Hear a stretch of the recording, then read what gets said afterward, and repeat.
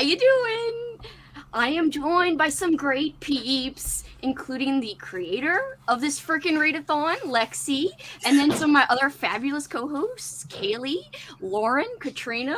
Check them all out. I freaking didn't link anybody because I made this last minute, but I will link people. I will link people. And my dog is whining, so I'm sorry. But hello, what's everybody reading? Lexie, what are you doing? What are you reading? Books. I am reading The Lost Village, and there's another book over there that is a thriller that I need to read. So I want to finish this for my video going out tomorrow, which I haven't edited. Oh no. Just thought about that. I hope you have luck finishing it. Keely, are you just chilling? What are you doing? Yeah, so I'm gonna be leaving in the first sprint, so I'm literally just here for the beginning part. Hello, everyone. But I just wanted to join for a tiny bit because I have 45 minutes left of this book, and I'm at 3 times speed, so only 15 minutes left. And then I'm gonna probably just go lay in bed as soon as I'm done, honestly. Like, I've been such a baby about work this week, and I'm like, oh, I'm tired. I need to go to bed at 8 o'clock, so that's probably what I'm going to do. Didn't you get a new job recently?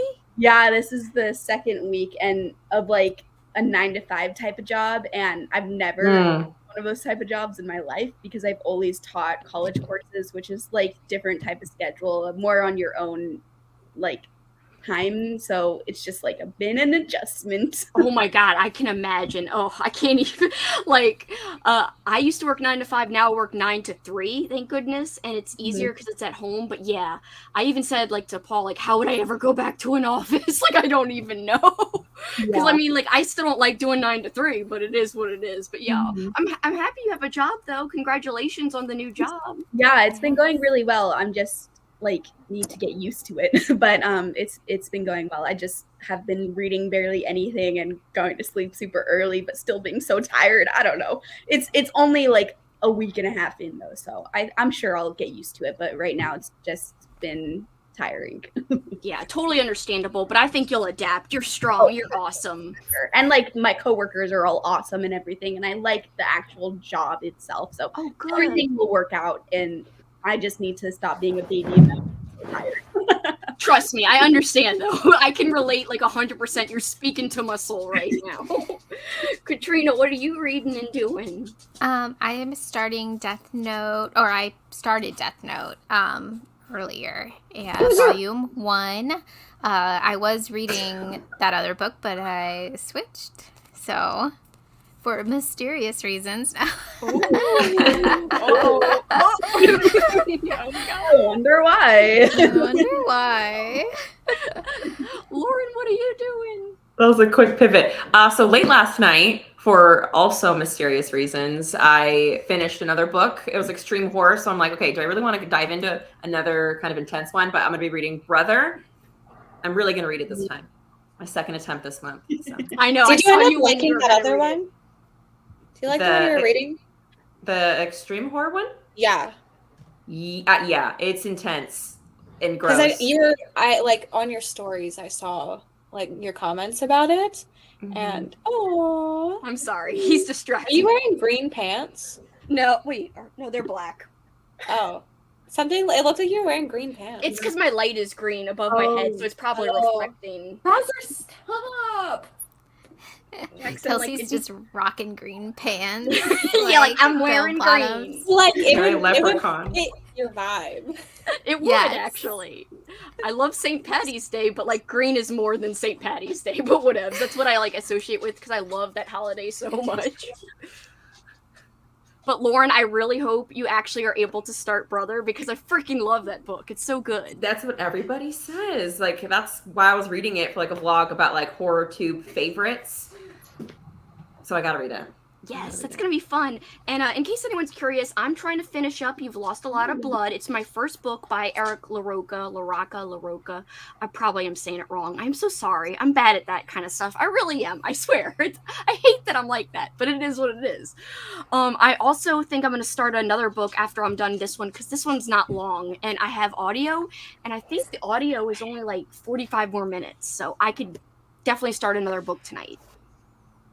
That I'm excited to see what you think, because I actually have the audio for that book checked out from Libby right now. So since it's so short, I think I'm going to fit it in within the next couple of days.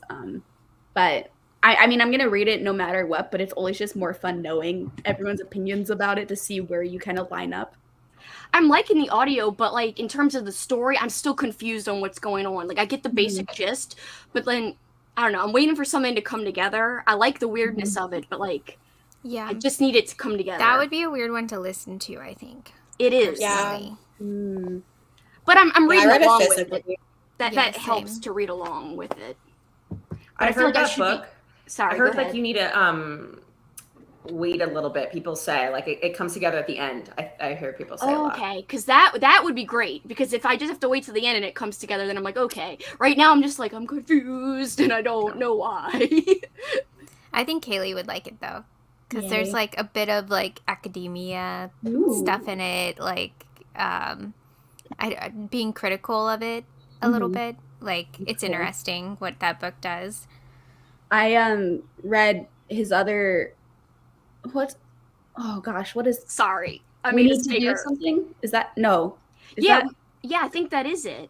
is that him? I always We Need get to Do him and Max Something. Booth. No, that is Max Booth. Okay, Oh, you're what right. is- I got him confused too. What the hell? This is where we talk things out. Is that it? This is where we talk things No. out. That's Caitlin Marceau. God, Really? all these titles I just know. Now I blend in my mind. Things have gotten worse since we last spoke. Yes, Yeah. yes, that one. There's this one. they all have similar-ish titles in a way. Yeah, like similar vibes to the titles, and they all get There's confused. this in my head. one. Yeah. If you're gonna write a horror don't have novella, the it other one. has to be a sentence. Oh, I have this one. Yes. So, what was the correct one? What was Things have gotten worse since we last Yes, spoke. that one I read like a month ago, I think, at this point, and it became one of my new favorite horror novellas. And so I really want to explore more of the author's backlist, because I read it in the collection. So I did read another novella and a short story, and definitely my favorite was the first one. But I haven't read those other ones, like the one Kelsey is reading, I know is another like well-loved one by him. So I need to explore more. Yeah, and I need to read the one that you read and liked a lot, because I haven't read that one ever, and I hear great things about that one, so I gotta read it. That's like a vintage one too, Kelsey, because it takes place over like email and like Oh. AIM in 2000. Yeah. Yeah, I think I said that in my old school April rec video. I was like, oh, if you're looking for old technology, technically, even though chat rooms exist, I mean, come on, it's kind of old school. A little bit. Yeah. Because not everyone's in chat rooms and stuff. Hi, Annie again. Hi, Cool Gamer. And just to verbally say hello, Sherry and Helco, of course. Hi, Caitlin. I'm so glad you liked the intro. I appreciate it. I loved the intro, by the way. That Yay, was thank so you. freaking cute. How did you do it? Is it just a video that you then play? Like, On Canva, I use videos a lot of times, but I also made like little ghosties. Like I took Lexie's ghosties that she made for the cute like readathon stuff, and I put like them on the top and the bottom, and then I got a video on Canva and I put that over it, and then I found a reading ghostie and I put that in the middle, and you can like animate like the font and stuff. So I do it all on Canva, that part, but I also put it all together in Final Cut Pro and made it like a compact intro with so brilliant, so high quality. Anyone here who is on these sprints for Escape and isn't subscribed to Kelsey, you better subscribe, because of that intro was brilliant. Like, come on. Thank you. I love you. I love that ghost is reading like the Necronomicon. Like I it's know. like the Evil Dead book. It's like a book of skin. It's on Canva. And it's like a cute ghost too. He's like, hee hee, I'm innocent. I'm reading like a very evil I'm book. summoning deadites. It's totally fine. Exactly. Hi, Vanessa. Hi, Hal's Library. Sherry, I'm gonna miss these intros. I know, but I'll make another custom one for something. I just don't know what. Hi, how are you? I'm so glad you like it. Hi. Melissa, what are you reading? I'm always so interested in what you're reading. Hi, Michelle. We love you, Michelle. Michelle's a co-host, by the way, guys. You should know that. I mean, if you don't know it, it's okay, but now you know. Everybody should know that. And yesterday was her birthday. I know, I just saw it today, and I was like, I'm belated, but belated happy birthday. And I'm going to say it here, belated happy birthday, Michelle, if you're still on here. I know she was on the little smut den. I mean, it's not little, but it makes it sound innocent when I said It little. sounds smut kind of den. cozy. I know. It's like Like get in a little coop and read like a little really fort. bad stuff. Yeah, there's lots of peeps on the stream right now. Oh, Monica's here too. Hi, Monica. I still have to watch you guys' vlog. Well, I say you guys', but like she's in your vlog, Lexie. I have to watch that vlog. I'm Yeah. excited. I saw that you opened it up in the car, and I was like, "Oh, Lexie's in the car!" Like, yeah, really we were you in the car. Dunkin' parking lot. Ooh, Duncan. Hi, Matt. How are you? Need to finish Trader's Blade before bed, about 50 pages. That's not too bad. Listening to the Love Hypothesis, Lexie keeps telling me she thinks I might enjoy this one, even though I'm not a big romance fan. Maybe one day I will read it. Bowser's getting into something. I'll be... Bowser's being very feisty today, by the way. Hi, Tanya. My boss gave me half a day tomorrow, and you can bet I will be stopping by the cat bookstore on my way home. That's so awesome. Congrats on half a day off. I'm off tomorrow, too, and I'm so freaking pumped. I don't know what I'm reading. I have 3 audiobooks I need to listen to, but I kind of want to read physically for some reason. I was just telling Katrina that I got the audio for Mayfly. I'm so freaking excited. I want to read that book so much. I know, it looks so good. My library has it, and I already put a hold in, but it's like on order. Like my library has amazing horror selections, and they keep getting new stuff in every time I look. So Ooh. I can't wait. You've got an awesome library then. Go Team Partiers, we're stumbling our way through this house. Yes. I took Tuesday off next week for cornhole sprints. Cornhole! I love that. Things Have Gotten Worse is their best one by far, in my opinion. The nature one is also good. It's also pretty good as well. That's the one with the bird on it, right? Or is that all about animals and not nature? I can't remember. Yeah, that's animals and insects and bugs. I read that this month. Did you like it? I thought it was good as my introduction, but I think it kind of left me wanting a little bit, but there was some that I really did like. That's cool. Hi, Elizabeth. Starting a psalm for the Wild Built.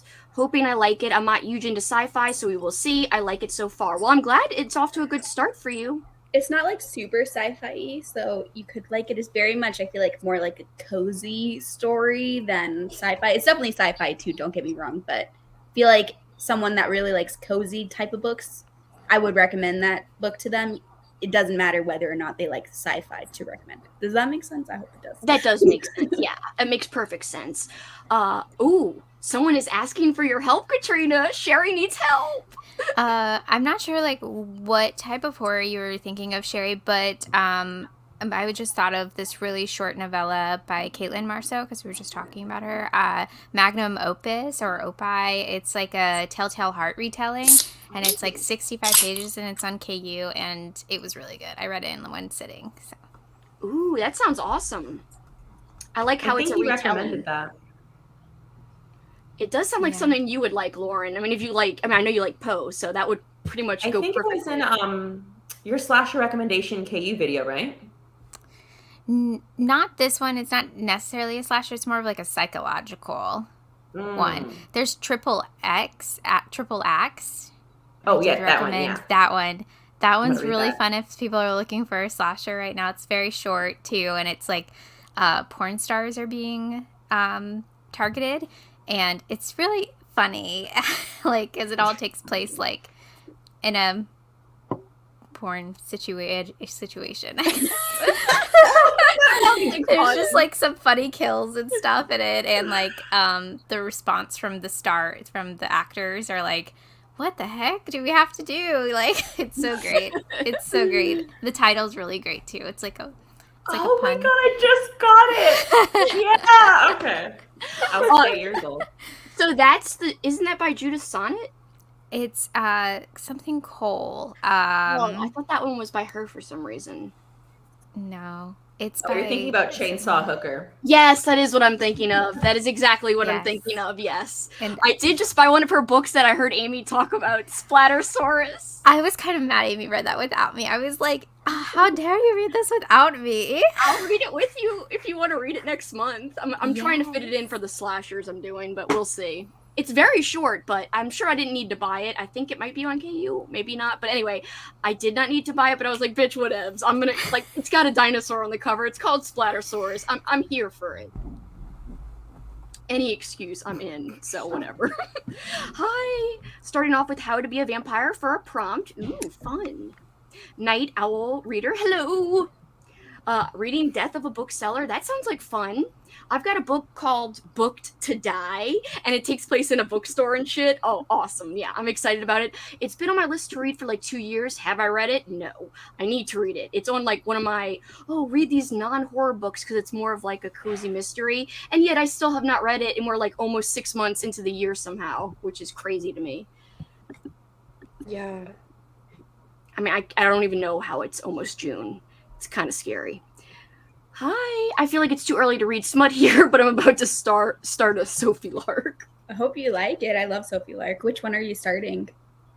Yeah, tell us. We want to know. My tooth broke? Oh no, I'm so sorry. Last Friday and tomorrow I have to get it pulled out. So tonight I'm reading, not thinking about it. Don't worry, getting teeth pulled is not too bad. It's like better than like a root canal or something. I had a lot of teeth pulled. I had bad teeth growing up. I had a lot of dental work. Hi, Mel. Mel is also a co-host, and I wish I had everyone linked because I feel like an ass for not having people linked. I'm so sorry.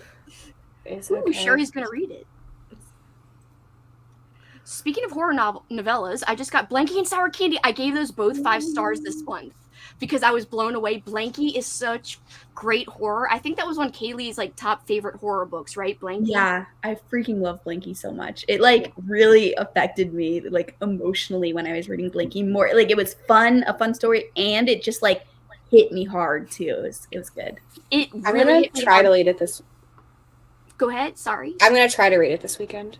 Oh, really? I thought you had already read it for some reason. I've only read Sour Candy, but I liked love that one. Did you like Sour Candy? Yeah, it's one of my favorites this year.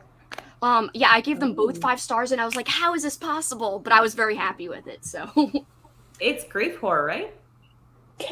Yeah, Blanky is, for sure. So you might definitely like it. Wait, what's happening? What's going on? Lexie, I'm so excited that you're reading this. I sent Kaylee a picture of my Patreon poll because I'm doing polls this weekend for the top 2 tiers because it's like voting power for what I'm reading because I'm participating in Smut Den, but like almost exclusively reading horror for it. I'm spinning the wheels. But there's one book that keeps being recommended to me, and it fit the prompt that I spun for, and it's winning the poll, so that's what Kaylee's reaction was. Do you guys want to get excited too? Because I'm excited about Lexie reading Smut, but you guys, you kind of heard Kitty talk about this, but she literally messaged me and was like, yo. Well, she didn't say yo, but. Everybody says yo to Kelsey. That doesn't actually say yo. It's like the first thing I say that everyone says to me, but she's like, I'm gonna make you a list of books after Smut Den because there are a couple of unhinged ones I want to read, and maybe they could be contenders for your vlog. I love that. So yeah, I'm gonna be reading freaking, I guess, romance smut and shit. I don't know. I'm scared, but excited actually. Mel's taking notes on what Katrina says. You definitely should. You know how Katrina has all them recs. I know. And it's like always fun things I've never heard of. I know. She's so good at that. Cassidy, hi, we love you. You are in your Smut fort. By the way, you gave me this idea with your 72-hour readathon when I saw you in a fort to build a fort as one of the activities for Old School April. I forgot to ever tell you that you were the inspiration for that. I should have made it more widely known that it was because of you. I was like, she's inspiring me to like get back to like my childhood ways and like, you know, forts and pillow, like blanket forts and shit. So yes, that was all in my readathon because of Cassidy. Hi, Robin. I like how Sherry asked about the Smut fort. Cassidy didn't just mention it out of nowhere. I thought she kind of did at first. You're thinking she's a hooker? Yes, is a phrase that can only exist here, and I love it. I know. You're enthusiastic. Hello, made me smile. Oh, I'm so glad. I would definitely want to read that one, but I have like 50 freaking slashers on my list for like 2 weeks in freaking June, and it's absurd. Oh, I'm so sorry about your tooth. I hope you're feeling okay. I hope you've rested. I'm bad at it too, Mel. So please, we are in the same boat. I'm glad I'm not alone. Yes, Blanky was so good. Lexie let me read Sour Candy last weekend, and it was great. Yes, I'm so Yeah, glad. Monica was here, and I was like, "Hi, I have not finished my video that I have to post this weekend. The collab video. I was really behind on it. I didn't finish it until Sunday morning. Anyway, I was like, "Here, read these books." So I was like, I gave her Sour Candy, and this is where we talk things out. So like, It's so funny that you shoved books at her. You're like, read. I need to. That do is true content. friendship of just like forcing someone to read a book. Monica is badass. Then she's like a great friend. She's like, okay, I'll read. yeah, she brought books like to read while she was here, and I was like, "Read these." Sorry, I'm now reading the private chat for a second. I wanted to see the title. Anyway, I'm so glad that you liked it because I also gave that one 5 stars. I'll be reading Belly Up by Stuart Gibbs. I'm sorry this intro is so long. Lexie, don't kill me. Please. It's only been 20 minutes and you've talked for an hour in between sprints before, so no, I haven't. 20 minutes feels pretty good. Oh my God. I want to join the Smut Den, but I am intimidated. I know, I'm intimidated too. I love building a fort. It's so fun. That's such a fun idea. Yes, forts are so fun. It gets you like connected to the old school times. Hi, Sherry. I have one more day till end of school year. Y'all pray for me. Aw, yes, teachers Good are luck. amazing. I totally, wholeheartedly agree. I want to join Smut Down, but I feel like I don't know how to find dark. What is that? Female and female stuff? Mm-hmm. Seems very niche. I'm sure there's plenty of stuff. There's definitely out there because I know there's some on my like Kindle list of like all the titles I keep saving. But I think I just found them from like searching for videos about that. So if you search like dark female dark romances or whatever, I bet there'll be a lot of stuff that pops up like on BookTube for recommendations. Yeah. BookTube's great for stuff like that, like for finding like gems and things. I know there's one that is like a dark romance billionaire type thing. Ooh. Female that a lot of people really love, and that's on my list. I can't recall the title right now, unfortunately, and my list is like 200 books long, so me scrolling through it would not be fast enough, but there's definitely one that I know a lot of people love that, and maybe you could look in the author's backlist because maybe that's like what they do a lot.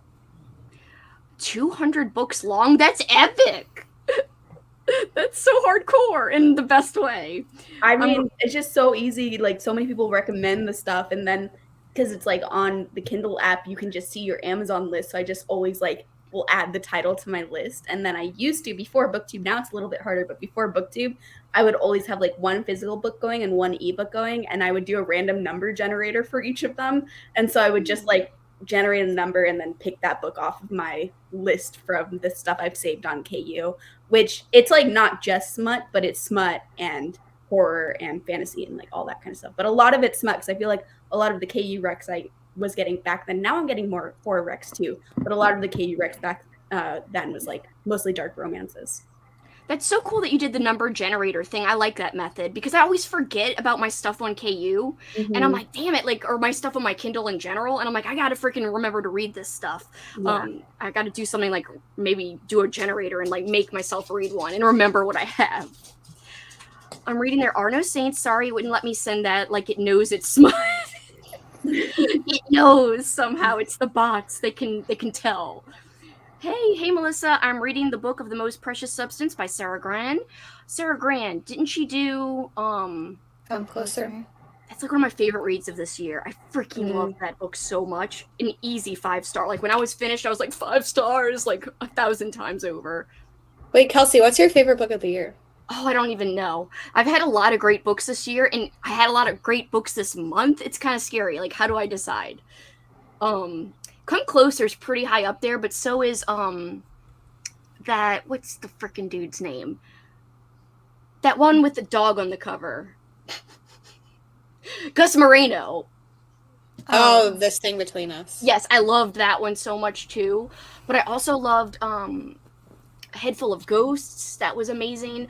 I loved the book that nobody else has read except for me and Alex, Stitch by Mark Morris. I loved that book so much. And that was like in January. I don't know. I've had a lot of great I love Sundial, like a ton.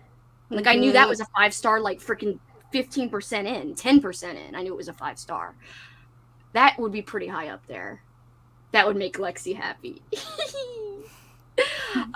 Monica read quietly on the floor with her pet, with Lexie's pets while Lexie was talking to her camera. That's so cute. I love That's that. like a cozy vibe too. Yeah. Yeah, it was so well because she was sitting on this couch behind me, but then she would have been in the video. She's like, I'll just go over there and sit on the floor.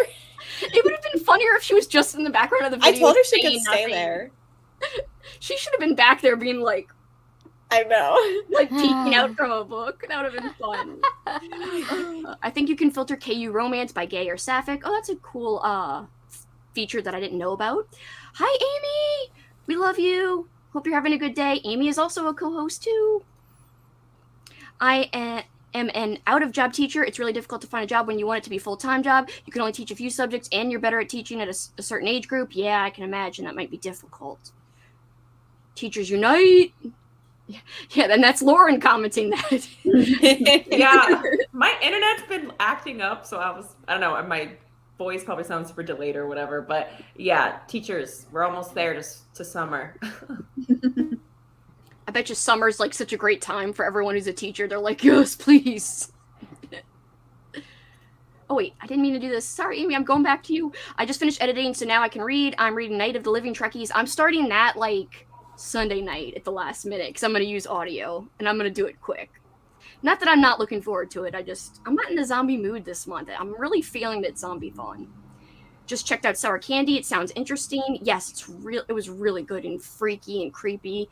And it confirmed, no offense to anyone, it confirmed me not wanting to have kids. I was like, I don't want kids even more. Why would anyone be offended by that? Anybody who has kids might be like, that's offensive. I just want to make sure, like, it's okay if you guys like having kids. I just don't want to have them. Especially after reading that book, but I didn't want to before anyway. I know, A Head Full of Ghosts. Paul is like an insta read for me now. I liked it a lot more than the other book I read by him, A Knock at the Cabin Door. Or no, that's I'm getting movie. mixed up with the movie. Cabin at the End of the World. Yes, Cabin at the I didn't like that one as much, but I liked it more than a lot of people I know who read it, actually. I need to try more by Paul Tremblay because I read 3, Head Full of Ghosts, Cabin at the End of the World, and Disappearance at Devil's Rock, I think it's called, or something like that. And I gave all of them 5 stars, and then I just stopped reading Paul Tremblay's books because they were getting mixed reviews, but so did all of those ones, and I loved all of those ones. So I don't know why the mixed reviews suddenly started scaring me. Yeah, I mean, if you liked all of those, like that's more than a lot of people who have given him mixed reviews. So I would say definitely you got to check out more from him. Mm-hmm. A Girl with All the Gifts is really good. That's a great, like, a different take on zombies. That one's so good. It's got emotion. It's a chunker, but it's worth it, I think. Imagine my head just popping up behind in the video. That would be amazing. I would love that. Hello. Hi. Bookish peeps. I don't know why I said it like that. So sorry. Kelsey, are these not monetized? Oops. They're not. Because I made this at the last minute. I'm not bothered. It's fine. You just add it whenever we go to Sprint. That's true. And I have to add everyone's names too, most importantly. Squirrel is playing with a whisker, like one that fell out of her face. Oh, this cat. Oh. You're so funny. You're giving me a lot of, what are those happy hormones called? Endorphins! I'm feeling pretty bad because of my monthly time came as well. I can speak. I'm so sorry. I hope you feel better. And I'm sorry I took forever reading those comments, but Lexie said it wasn't as bad as I usually am. So. I made it sound so mean. Lexie doesn't care, but I always feel like I have to be like, I'm okay. I feel like beginning of sprints are always kind of chatty too. Like I feel like I always take about 30 minutes to actually get the first sprint started too, because it's just like you got a lot to say at the beginning. Yeah, it's just like you want to welcome everyone, make everyone feel joyous, and like, let's go get some reading done, make everyone primed up for reading. What time are you guys thinking? Like, I know, Kaylee, you got to pop off, but what time is everyone else thinking? 45, an hour? Does anyone have a preference? Do you want shorter? I'm distracted by Winston. Lexie approved the talk times, says Monica. I will monetize. Winston, you can see his head just a tiny bit. He just like There he is. Oh, He there just he like reached up and like patted me on my arm. It was very cute. Oh. That's like when Jackson was like by my lap earlier, and I was like, I love you. But he really just wanted food. And it was kind of Winston sad. loves cuddles. And it's like he knows I'm talking to him right now. He just came up. What are you doing? I'm trying to go to edit my video so that it's up. Not edit it now, but it's up when. Come on, you dumb thing. It's hold on. But yeah, I don't care about sprint length. Hold on, I accidentally lowered you. Hour-long sprints. Do you guys want an hour? What do you mean you lowered us? I lowered the volume on accident. Now you're. Oh, now I was like, what? I like looked up to see if somehow we all. I love Same. Now I'm lowering you to try to show you Jackson. Come on. Uh-oh. Oh, You're Lexie. muted. I mean, Lexie. Why did I say Lexie? I'm used to Lexie hosting sprints. Apparently, Kelsey, you're muted, and your sound got weird for a second. I know, because my mic got unplugged. Oh, okay, cool. Oh. Just making sure you knew. It's going crazy right now. I'm sorry. It's like it knows that I'm trying to do things. You turned a little bit robot voicey without even the voice changer to do it. So Oh, really? I like the fake robot voice the best, though. All right, I'm gonna do 45. Is that cool with everybody? Yep. And then we Yeah, could always that's do great. an hour later if everyone wants. Yeah, I gotta warm me up. All right, cool. I'm putting up the cat, and I hope everyone has a productive and fun time. And Kaylee, thank you for hanging out. We love you. Yeah, thanks for having me Bye, for this little Kaylee. mini Bye, sprint Kaylee. hangout for me. I love to Bye. hang out. I will have her linked during this first sprint, guys. Bye. Bye bye.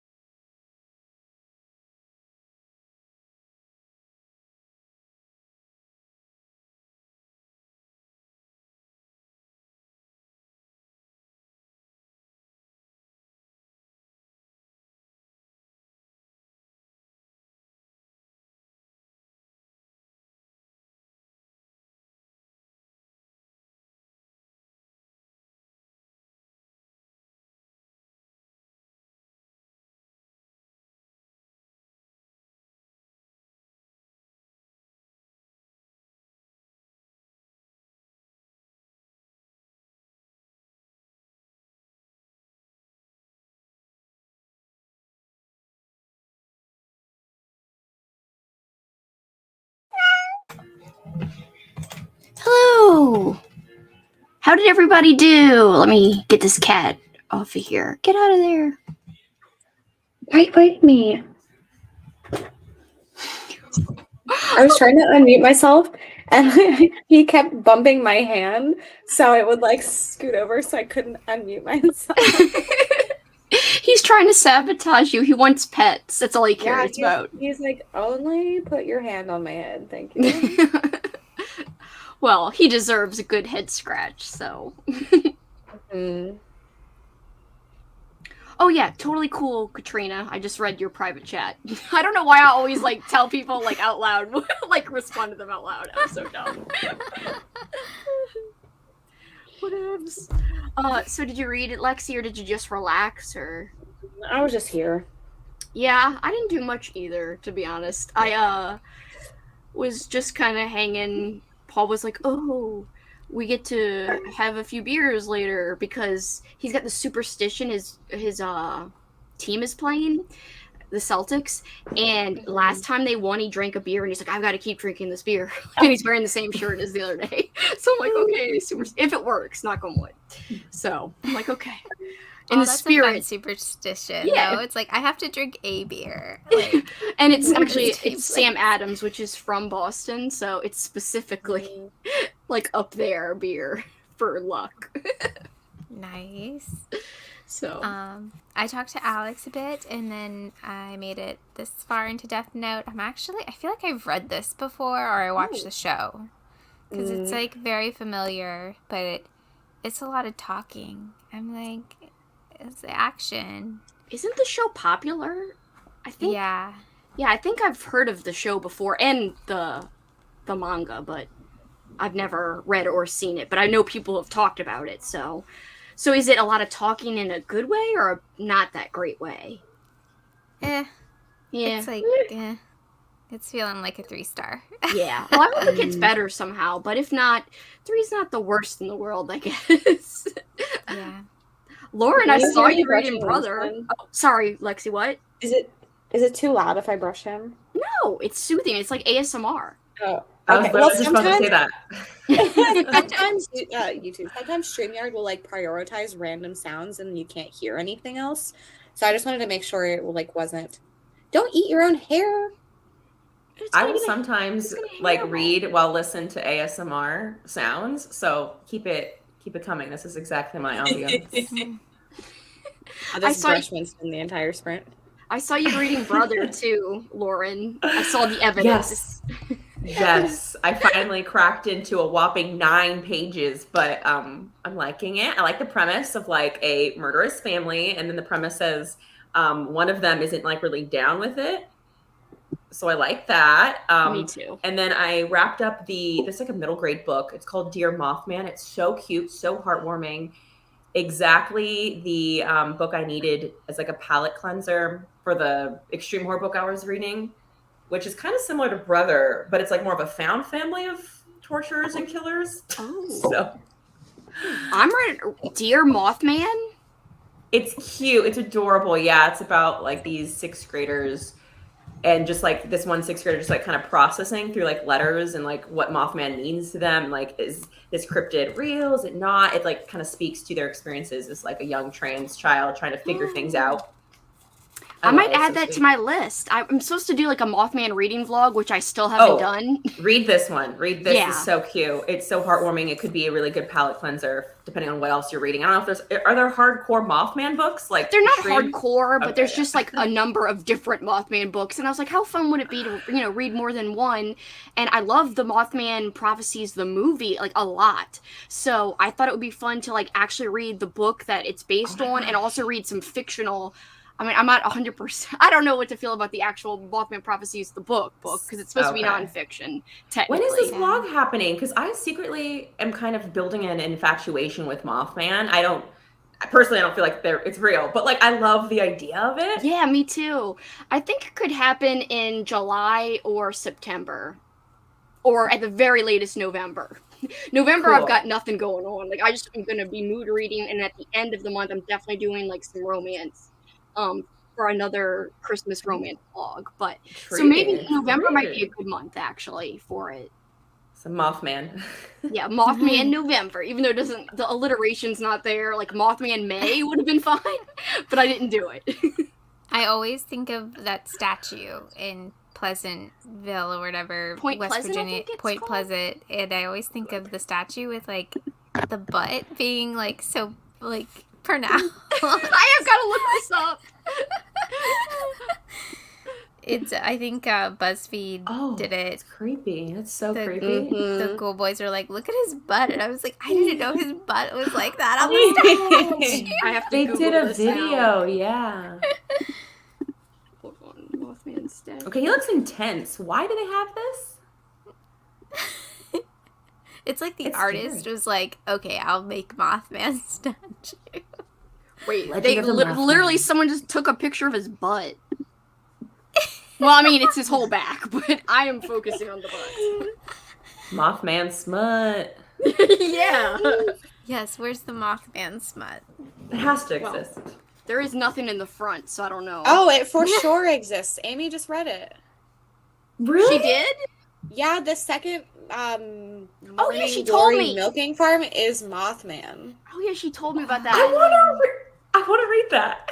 And I I think kind of she want to liked read it, it. too. Maybe I have to add that to my Mothman blog. I'm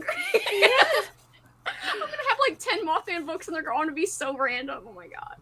Oh, by the way, guys, everybody's linked below now. So Kaylee, also who was with us, she's not with us anymore. That sounds like hardcore. I mean, she is in the world. She's just not here right now.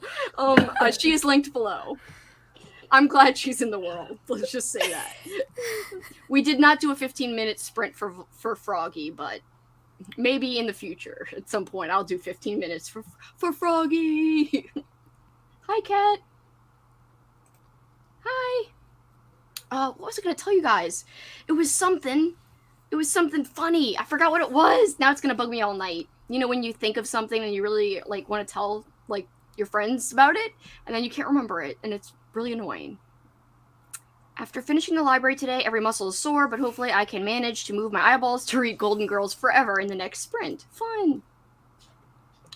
At least the library came out just as I imagined, so worth it. I'm glad it was worth it. A psalm for the wild built. I don't even know if am I saying that right? I think Kaylee's the one who had read that. She's not here to tell us.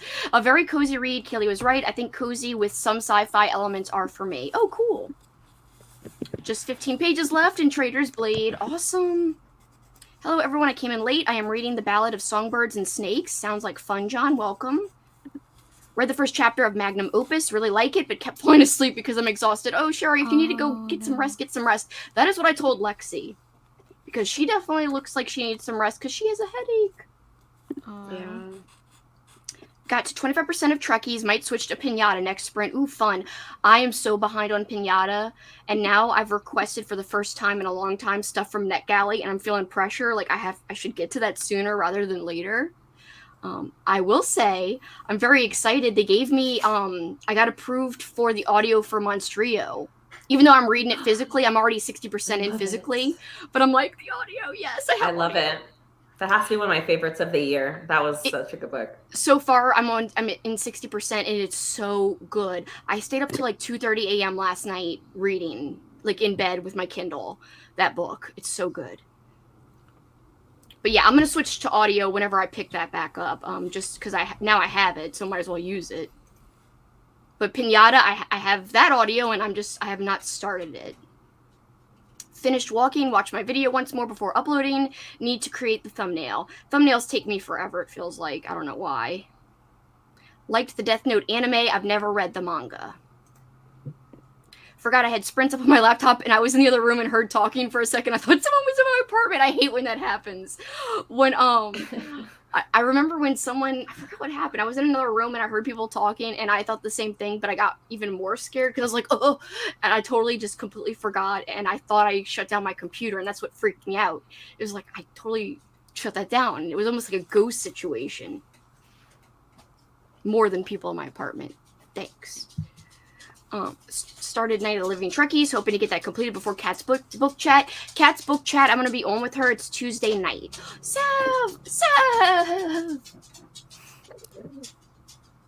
Adding that to my TBR, Lauren. That sounds so good. That's so sweet. Yeah, I'm gonna add it to mine. I wrote it down after you said it. Like, it's going. And I guess for fun, I'm gonna add the milking milk Mothman thing, whatever the hell It's on called. KU. I don't think it's apparently. milking Mothman. It should be. I mean, obviously, it should be It called should that. be. Like, yeah, milking Mothman. Let's go. I didn't catch that. That's so hilarious. Whatever the heck it's called. Sweet It's, berries. I think she said Mothman berries or something. Or Sweet berries. Sweet berries. Oh, sweet berries. Very, very Milking different from Mothman. milking Mothman. I don't know. I mean, that the alliteration sounds great to me, but also disturbing. Very disturbing, yeah. Yes. Less than half an hour left in my nostalgic reread of Hell House. This book blew my mind at age 16. I have not read that one yet, but I definitely want to. That book is kind of nasty. I know there's a lot of sex stuff in it. Yeah. Oh no, sorry, Sab. Yeah, don't you know, Sab, about that book, Milking Milkman? No, don't read that. Milking Mothman. I don't think you want to read that either. I can sense a cryptid smut vlog here. Yeah, I know. She did read it and she loved it. It's like, I thought she gave it 5 stars, so... So that's Wow, pretty that's fun. Mothman Yeah. Loves Berries. Okay, Sweet Berries by CM. Okay, Sweet Berries by CM, whatever the heck. Nas Costa. I know how to say things. Not really, obviously. Kaylee is in the world. She's in the world, so we can still be happy. Mimicking of Known Successes by Malka Older is cozy sci-fi I enjoy. It's set on Jupiter and Sapphic. Oh, cool. Oh, Sav is gonna finish Pinata tonight. And guys, that is like her book club read. I'm trying to fit it in. I just have not gotten to it yet. I think her book club is the 28th. Yeah, I think it's Alright. Sunday night. Yeah. I think Sunday's the 28th. Yeah. Mhm. I just had a long day, woke up at 6:30, worked 10 to 7, then planted my ass on my couch and haven't moved since. That sounds like a nice relaxing evening though, planting your butt on the couch. That's sometimes needed. How I love that every time I come back to a sprint, the chat convo is completely unhinged. Just forget about the milking the Mothman thing. It's fine. It's funny because, like, this does not feel unhinged to me. At all. I know. This is kind of normal. But, like... but Monica's like, it's unhinged. These are weird conversations, but they just, They like, are. feel so normal. Very Um, normalized. Yeah, it's... Oh, God. My, Adam's cousin, his wife apparently watches sprints. I don't know, like... She like told his cousin about my channel, and she watches BookTube, and like she watches okay, that sprints. makes I don't know if she comments ever, but like I'm like, oh no, what do you hear? Because like a lot of weird things happen on sprints. Yeah, I mean, I was literally like going on and on about penises the other day when we were with Kitty, and I was like, yeah. So like I'm like, well, she continues to watch, so like I feel like she doesn't care and like thinks it's funny, but it's just like, But when like someone Okay. you know in real life like observes quietly, then you get freaked out and you're like, what do they hear? yeah, Yeah, I can relate to that. yeah. So I found that I was like, I don't know, like, That okay. is so funny. I wonder if she's heard any of the crazy stuff. I feel like there's like no way to not. I know. I mean, it happens a lot, kind of. Book club is this Sunday at 6 with Amy. It's the 28th. Nothing is unhinged here. I know. I'm pretty calm right now. I'm like, yo, it's fine. Oh, this one is more mild compared to the last few I've come into. I heard last night was wild. I'm sorry I missed the shenanigans. I feel like the swamp convo was more unhinged last night. Yeah, I heard about... I mean, not really. I didn't hear about it, but... shenanigans. I always manage to pop in and hear the weirdest first couple of comments as the most perfect welcome. Oh, Froggy's here! Here from Cassidy's Sprints. Forgot that this one was happening. We called Lexie's mother... called Lexie Mother Shrek. I thought you called her Mom Shrek. I was like, why would you do that to her mom? But I don't know, being called Mother Shrek is also kind of weird, too. Yeah, I did not feel well last night, so I did not watch. I knew there was a Shrek conversation, but I did not know this. You didn't know that you were called Mother Shrek, apparently? No. And then Seb's like, not her mom! Yeah, I know, like, you guys will be talking about her mom, you don't even know her mom! Mother Shrek. Yeah, so now I'm scared. I'm scared too, because, like, that's a hardcore nickname. And also, I keep almost reading Shrek as Shark. Like, Mother Shark on accident. I almost did that 2 times, and I'm like, it's Shrek, not Shark. Yeah, I know, I missed it. Katrina was remember. there. I was there, but I don't remember why and how it ended up you Mother Shrek. I don't remember.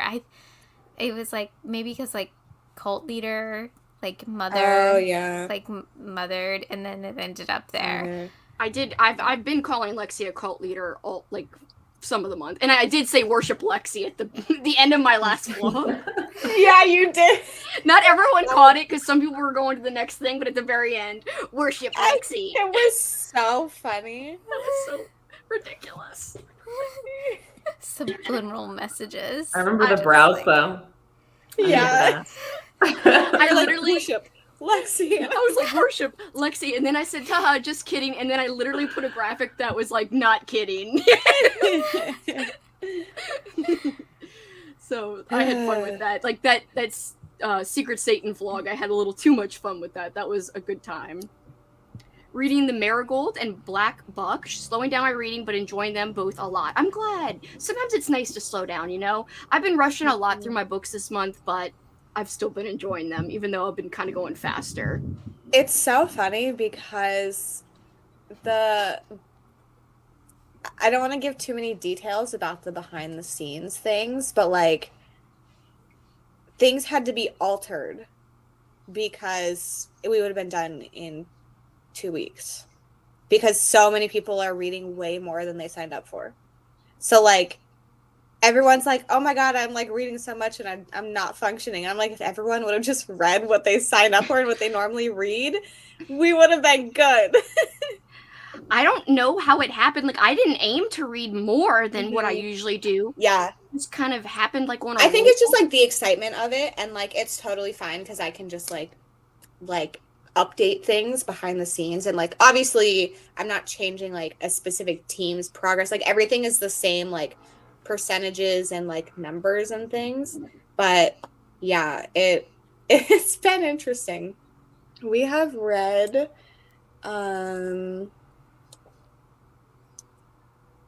11,168 books. It's over 3 million pages. Wow. That's so cool that you have like the pages and the amount of books that everyone in the whole readathon's done. That's amazing. I know I've built a house. Very cool. You can build a house? Maybe you can't build a house. How many books do you need to build a house? In what context? Like instead of bricks, you use books. Oh. Do you think it would be enough? I don't know. I don't know how to judge. Neither do I, but like I'm just wondering if that'd be so cool if it was enough to build. Like you could build a mini fort, but whatever. The little videos have been so much fun to like film and see, like with all like the prompts and stuff. Those are so fun. Yeah, I had fun. Yeah, I can't wait till the end of the month whenever everyone can watch all of them. It's gonna be a lot of fun. It'd be fun to just keep some of the prompts like in your back pocket. Like I just started a punishment wheel for my Uno TBR game, which is just a wheel of prompts. It's not like add more to your TBR. It's just like, you know, giving a little variety to the game a little bit, because I know I'm not going to finish my TBR from the game most months. So might as well have a little wheel element every time. So I might add some of your prompts into the wheel because that would be fun. Yeah, I spent a lot of time coming up with the prompts because I had to make them vague enough that you could read any genre, but like I had to come up with what, I don't know, 48 like I thought you said. Yeah, it's a lot of prompts. So like I try to be pretty creative with them. Yeah, the last one for vacationers got me. I was like, yes, this is the one. I will find it. I will figure it out. That was fun. It's always so fun to like be able to go through your list and find them. Yeah, things had to get pretty specific. It's like a scavenger hunt sometimes, trying to, you know, find out what would fit the prompt perfectly. I like that though. Don't remember how Lexie got brought into the Shrek conversation. Cult leader, then we thought of Lexie's mother recreation. Oh yeah, the book. Okay. I love that did picture. happen. Which is a cult book. Yeah. Yeah. Just That picture is like, Shrek. it's kind of embarrassing. No, it's so But it's good. very funny. It's amazing. It's like the Great. perfect recreation. Worship. Lexie, you know it. Oh, then thank you, Seth. I had fun with it. Hyping each other up. I feel like I went into a fugue state and doubled my reading speed. I know, I don't know how I did it either. Instead of like chug, chug, chug, it was read, read, read. I did start to read novellas, and that happened not like to read more. I mean, it kind of did originally because I was in a 5-day slump at first in the beginning of the month, which is crazy how I've read so much after almost a week of a slump. So insane. Mm-hmm. My competitive spirit has taken over, and I have read an inhuman amount compared to my normal. And it's like not even that I'm caring about like beating the other teams. I'm just having a good time reading. It's been fun. Yeah, I think like the whole readathon, it's just like competitive. So even if you're not specifically trying to like beat anybody, it's still fun to just try to read more. Yeah, exactly. And it's like you're definitely trying to get to your normal amount of books, regardless that you had signed up for. And I think that in a way is almost like competing with yourself. And I think that's why people surpass their books that they did. Mm-hmm. Yeah, it's really cool to see the numbers. I know. I mean, I can't even believe that many total. That's amazing. I think it would at least build a shed. Yeah, see? I think so too. For an average house, you need 7,203 to 9,600 bricks, according to Google. So we can make a house. Froggy's got that Google down. Froggy's always coming in with the awesome facts. It's about houses this time, but usually it's about like animals, like sharks and shark teeth. She finds them, you know. She like sifts through sand and collects them. It's freaking cool. She had a bag of them. And what I was impressed, she was like, guess how many are in this bag? And I was like, I have no idea. Well, in my head, I said that. Then she gives the number, like, how did you count all those? Yeah, it was a large number. I can't remember what it was. Yeah, I can't remember either, but it was a lot. And I was like, how did she count them? Mm-hmm. Like, I had to buy a, what do you call it? Like, one of those things. I have it right here. I had to buy a clicker when I'm going to redo my library one day because I know I'm going to lose count when I'm counting my books. So I bought it so I could just go, do. Oh, that's smart. Yeah. So, and you can adjust it and like put it back to 0 if you need, but I'm going to be. My favorite thing is that you bought that instead of just getting an app on your phone. I guess you could have. Like I love that you have that. Yeah, but you can't feel the button on the app. Like this, you got. Like, yeah. And also a necklace, so I'll look like a cool gym teacher, like making people do push-ups. Like do the push-up bit. The cool gym teacher. I don't know if that's actually like a thing that exists, but I don't know. I like that's funny. I had a really cool one in high school. She was nice. Sherry was competitive last month, that's for sure. Sherry read so much last month. I've been enjoying the prompts too. I'm glad you like them. I know. Thank you, Lexie, for your hard work and all the other co-hosts. Lexie's done such a good job. I would like to know all your answers to a question from Sprints last night. How much would you have to be paid to eat a whole raw onion? That was in the book I read. They ate a piece of an onion raw. A lot, because I don't like raw onions. So, like, $500. I said like I was thinking $100. Oh, my gosh. I would not have to be paid that much to eat a raw onion. Yeah. You do it for I like much? onions. I don't know, $5. $5? I mean, at least make it 10, Lexie. Jeez. I mean, like, I would just, I don't do it, but like, I would do it. Well, people eat raw onions like in their salads sometimes and stuff. Yeah, But like a whole one. I just imagine That's a lot of biting onions. into like an apple, but it's an onion, and I can't like imagine it. That's I can't imagine. yeah, like it is a lot of onion, but like I would way rather eat an entire onion than one single lima bean. I don't like lima beans. Lima beans are so Also, gross. Yeah, no. What's worse, eggs and ice cream or a whole this raw again! onion? I'm sorry, I had to bring it up. Like, what is worse? I don't know. They were both pretty bad. How does someone mix up fries and eggs? That's what I still don't know. Yeah. But you did it. That's so funny. I know. And then like I had no idea I had said it. And Lexie's like, you just said eggs, and everyone was like, you said eggs. And I was like, no. And she literally played it back for me, and I was like, oh my god. I saw that on the live. I was so impressed how fast you found it, Lexie. She was like, la, la, la, la, and I was like, oh my god, I said eggs. So I said 500, Froggy. I just realized I'm home now, so I could show you the whole shark tooth collection in wine bottles. Ooh, I want to see it in the wine bottles. I think it was like 2 or 3K total shark teeth for the 2 weeks. That's incredible. So how did you count them, though? By hand? And you, like, wrote it down somewhere to keep track? Like, how did you keep track? You obviously didn't bring a ticker with you like me. Clicks are very satisfying to use. Yeah. Clicker is old school. Totally Kelsey. I know that's true. Literally kicking it old school for real. Monica said, and I said $0. Zero. Like, the thing is, if I'm going to eat an onion and someone's going to pay me for it, I will say a higher amount. But like, I wouldn't just eat it for fun. But I don't know. Well, I mean, if Froggy and Monica are going to do it for $0, it seems like you guys have been together and eaten raw onions at a party or something. Like, why do you guys know each other in real life? Because technically you've met Froggy now. Yeah. You've all met in real life. You guys and Monica all ate raw onions. Yeah, it's like, it seems like you guys all ate raw onions because somehow you all happen to be okay with it. Like, something doesn't add up. Detective Kelsey on the loose. Yes. I've met Katrina, too. And we ate raw onions, remember now? I mean, maybe. It reminds me of Holes, the movie. With Shia LaBeouf? Yeah. And isn't it all about, like, don't they eat raw onions in I that? think Yeah, they eat to raw, at survive. least raw carrots too, Yeah. right? Maybe they're raw in the onions. desert.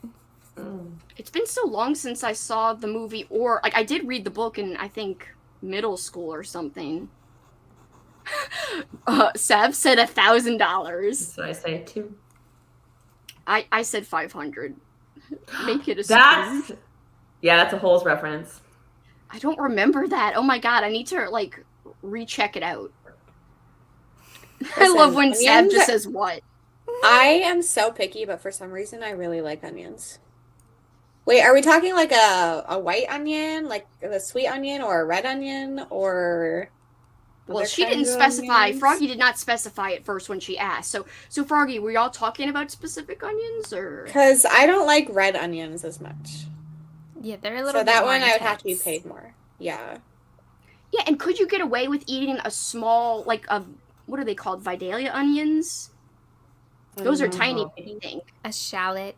Just eat a little shallot. Just eat a shallot. That's $1,000. Way too easy. I would need a few thousand because I'm a very picky eater. I'm pretty picky too. I love when Sav types things in capitals. I don't know why that gets me. Lexie and I had Bad Case of the Stripes, that book about the girl and the lima beans. Oh no. Yeah, I don't know. I just really hate lima beans. I count them in piles of 10 and then hundreds. Oh, cool. That seems manageable. When I counted my books, I just put them in piles of 10. That's a good idea too. But see, I would be like, did I count this pile? I just know I would get mixed up. And so I think you'd have to put them in piles of 10 and then count the piles. Yeah, that's actually a good idea. But you have the clicker now, so it doesn't matter. You're right, but I'm still gonna have to be methodical and like not forget where I stopped and where I left off. And I'm gonna have to wait till I redo my books because I've got like 3 rows deep on this bookshelf, and it's gonna be a pain. That is a great method, though, Caitlin. I was wondering where that onion footage went in the book festival vlog. Froggy and Lexie and I shall have an onion gathering.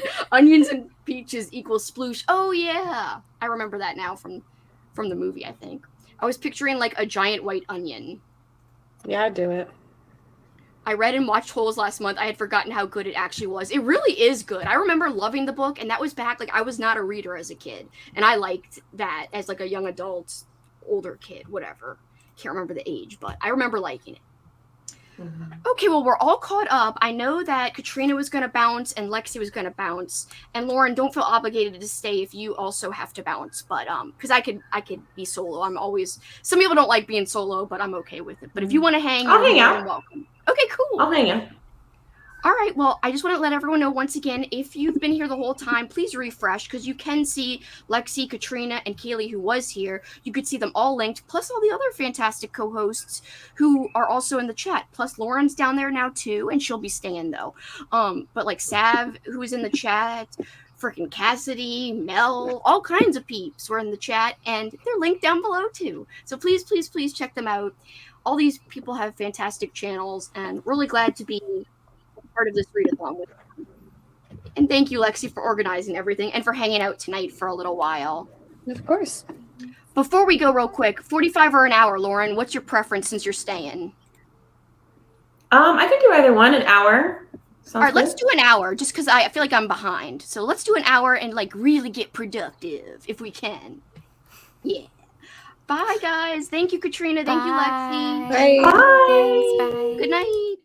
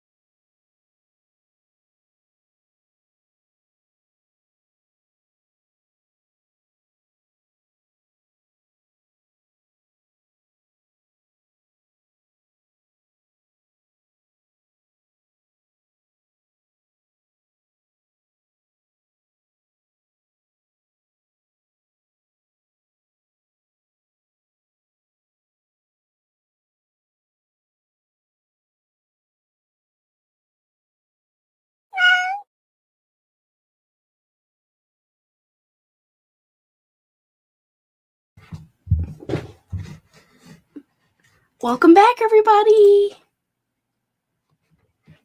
Let's see. How did everybody do?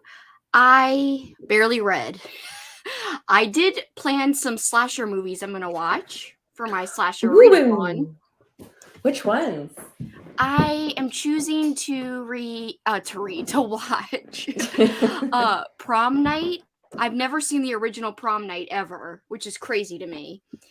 Urban Legend, which I've never seen any of these. Visiting Hours, which I don't know if it's a pure slasher, but I've seen it on slasher lists. This old movie from 1964 called Blood and Black Lace. A movie from 1971 called Fright.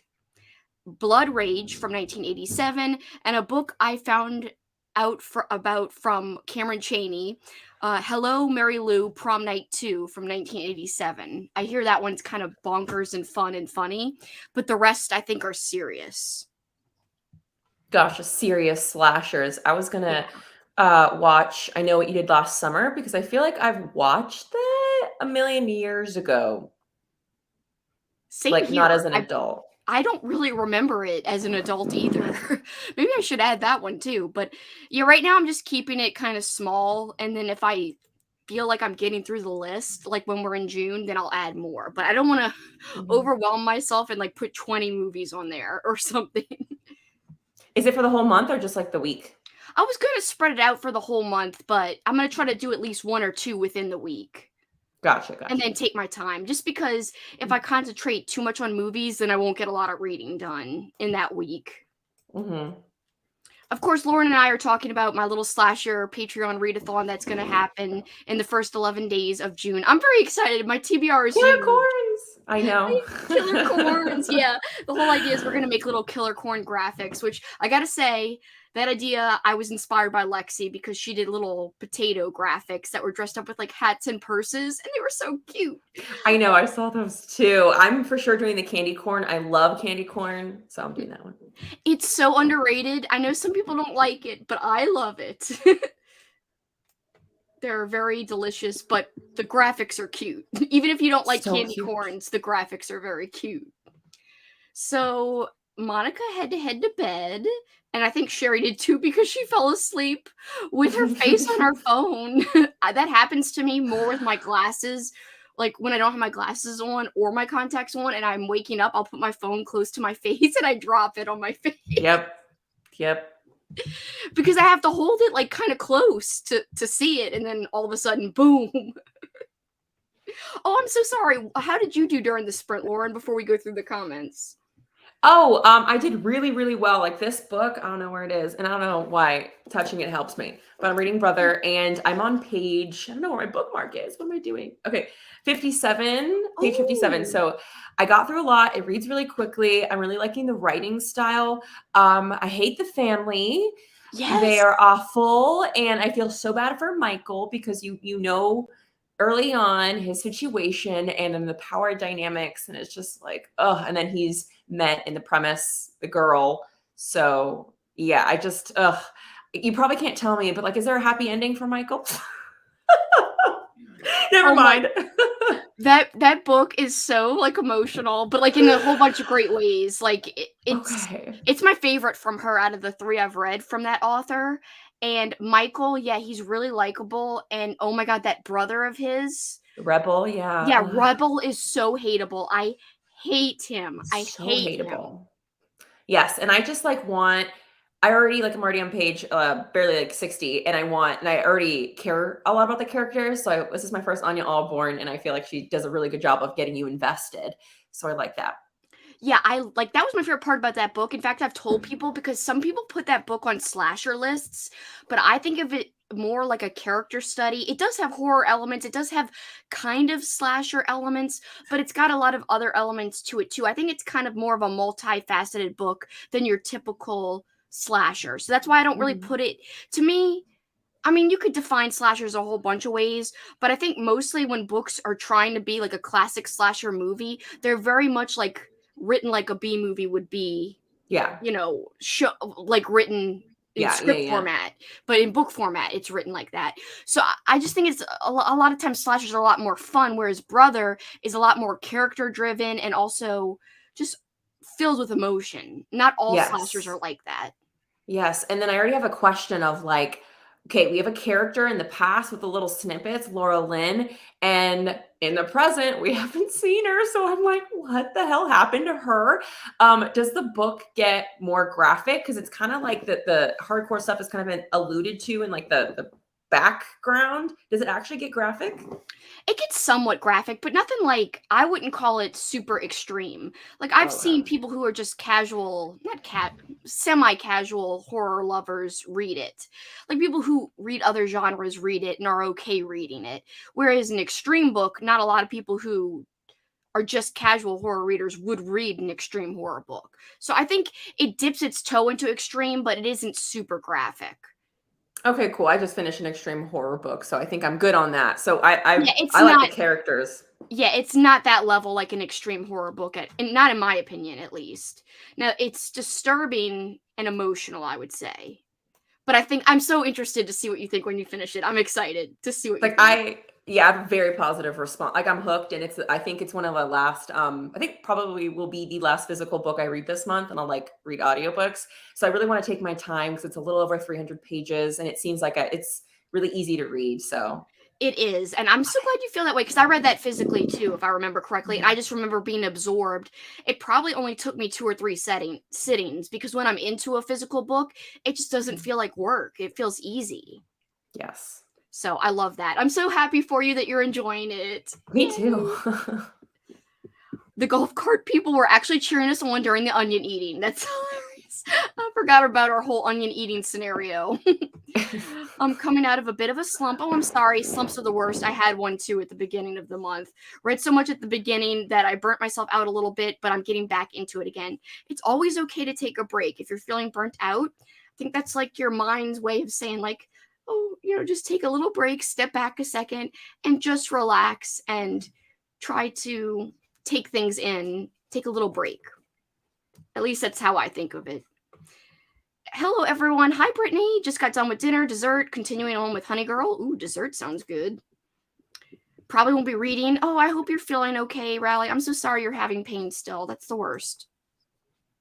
Yeah, well, I feel the same as Brittany right here. I'm so sorry. Finished everything for the video and scheduled going to take a shower. I wonder if you're back yet, Kat. That was during the sprint. Just enjoy your night and recover well. Yeah, I know. The cat legit scared me. I'm so sorry. It happens sometimes. It happens to me all the time. Ooh, 13% into Pinata. I really want to get to that. Have you read that? I don't think. Okay, I've been really wanting to. I haven't like started it, made any attempts, but I have the copy from my library, and I just extended it for another like 20-ish days, and I'm thinking of doing it next month because I have books that have like similar covers, and they're like Latinx, or like the Hispanic diaspora, but like horror, and then also like women and like kind of mothery kind of commentary. So I have like 3 books that kind of go through that like kind of Venn diagram. So I'm thinking I'll just do it kind of like a vlog maybe next year. I just like to kind of theme my readings, or next month, I should say, because I don't think I'm going to get to it this month. I think there's just too much.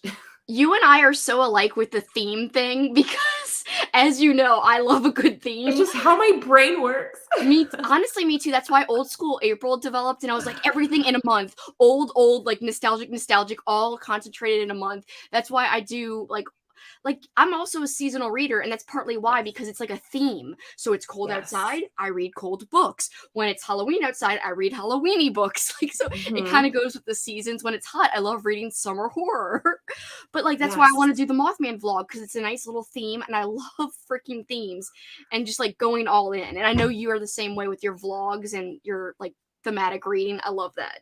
It just gets so overwhelming. I need, like, that's why this month was kind of refreshing, because it's like just mood reading most of the time. But I do need, I think, something to ground me. That's how I am in my work as a professional. And then in my personal life, I just need, like, I don't know, structure, or else I get overwhelmed by the options. Because like you could literally read anything at any time. Yes, this month has surprised me because usually I'm terrible with decisions, but luckily I had like an idea of some things I wanted to do, but I let myself for like the first time in forever just go off of what I was planning, like step away from it and just do whatever. And so that is refreshing, like you said, but I am glad to have a structure again next month. Because even just now, like starting the book, like I couldn't concentrate on our last sprint because I was like, okay, well, I could finish this book. I could start another book. I know I'm going to have to start another book soon. What do I start? And because I don't have a plan, I'm like, oh God, what do I start? And then like, I can't get into it right away. I feel you 100%. It's almost And too then my brain relatable. blows up. Yes, and my brain explodes. Sometimes I will do a name picker wheel for choosing my next read, even when I have a plan. Sometimes like just picking the first book of the month is like torture. I'm like, what's first? I don't know. Oh, maybe you have like, some way of like, maybe you do it in order of like the cards you pick for Uno. Maybe the Ooh. numbers of what those cards are dictates the order you read them in. That's a good idea, especially for like my extra reads, because those probably won't get to, like, obviously I'm going to concentrate on slashers first. So something that's 1st is going to be a slasher. But after that, like all my Uno cards, they picked out non-slashers. So I would just read those, I guess, in the random order that it picked. They picked it out. They picked it out. The cards, the Uno fates. gods. Amy knows the fates, like her tarot cards, which I love watching her play her game. It's so satisfying to see her like explain the meaning of the card and then find a book that she thinks fits the meaning of the card and explain why it might fit. It like satisfies me to no end. I love TBR games. Those are so Me fun too. to watch. They're so much fun. I think everyone loves them. And I like mine because it's like I can pick however many cards I want. I don't have to like leave it up to chance and end up getting like 20 books on accident, because that scared me before. Like when I see people like Lexie playing hers and she could end up picking and keep having to pick books over and over again, that like frightens me a little bit. That I always love when she gets the point, whatever the spot where she has to like take one out. Yeah. It's like always obvious which one she's going to take out. Yeah, I love that too, because I could always guess, just like you said. Horror Rex on Tubi. Oh my God, there's so much on Tubi. Like if I just pulled up Tubi right now, I could like tell you like a billion things. Let me see. I know in not April, but what month was it? Was it December? I watched a ton of stuff on Tubi. I don't know if it was, maybe it was for Christmas Evil, actually, because we did a lot of watch parties on our Discord for the Readathon Christmas Evil. We played a lot of stuff on Tubi. Let's see. Hold on. I know this is like a sidebar, but... The last Tubi horror movie I watched, I wouldn't recommend, but it was funny because it was really bad. Easter Bunny Massacre. It was bad. It was bad. I haven't seen that one. It was great. It's in my bunny horror vlog. Yeah, I wouldn't recommend it. I have to go back and watch that. Did you watch Night of the Lepus by any chance? Yes, I did. That was way better. Oh my God, it's also kind of bad. So bad. But the expectations are so low that it's like good, you know? Yeah. No, it's kind of like one of those so kind of corny and cheesy that it's good, and I love movies like that. But right away, I'm seeing like, okay, so on Tubi, they've got Train to Busan, which I love. If you don't mind dubbed movies, I feel like that's one of the best zombie movies. I just really enjoy Train to Busan. Also, Mandy with Nicolas Cage, I think is super colorful and unique and different. Love that movie. That's a good one on Tubi. Let's see. Oh, Silent Hill. I love that one. Which of course is based off of the video game Silent Hill. If you can stand a lot of disturbing things, it's not for everybody, but Terrifier and All Hallows Eve are on Tubi.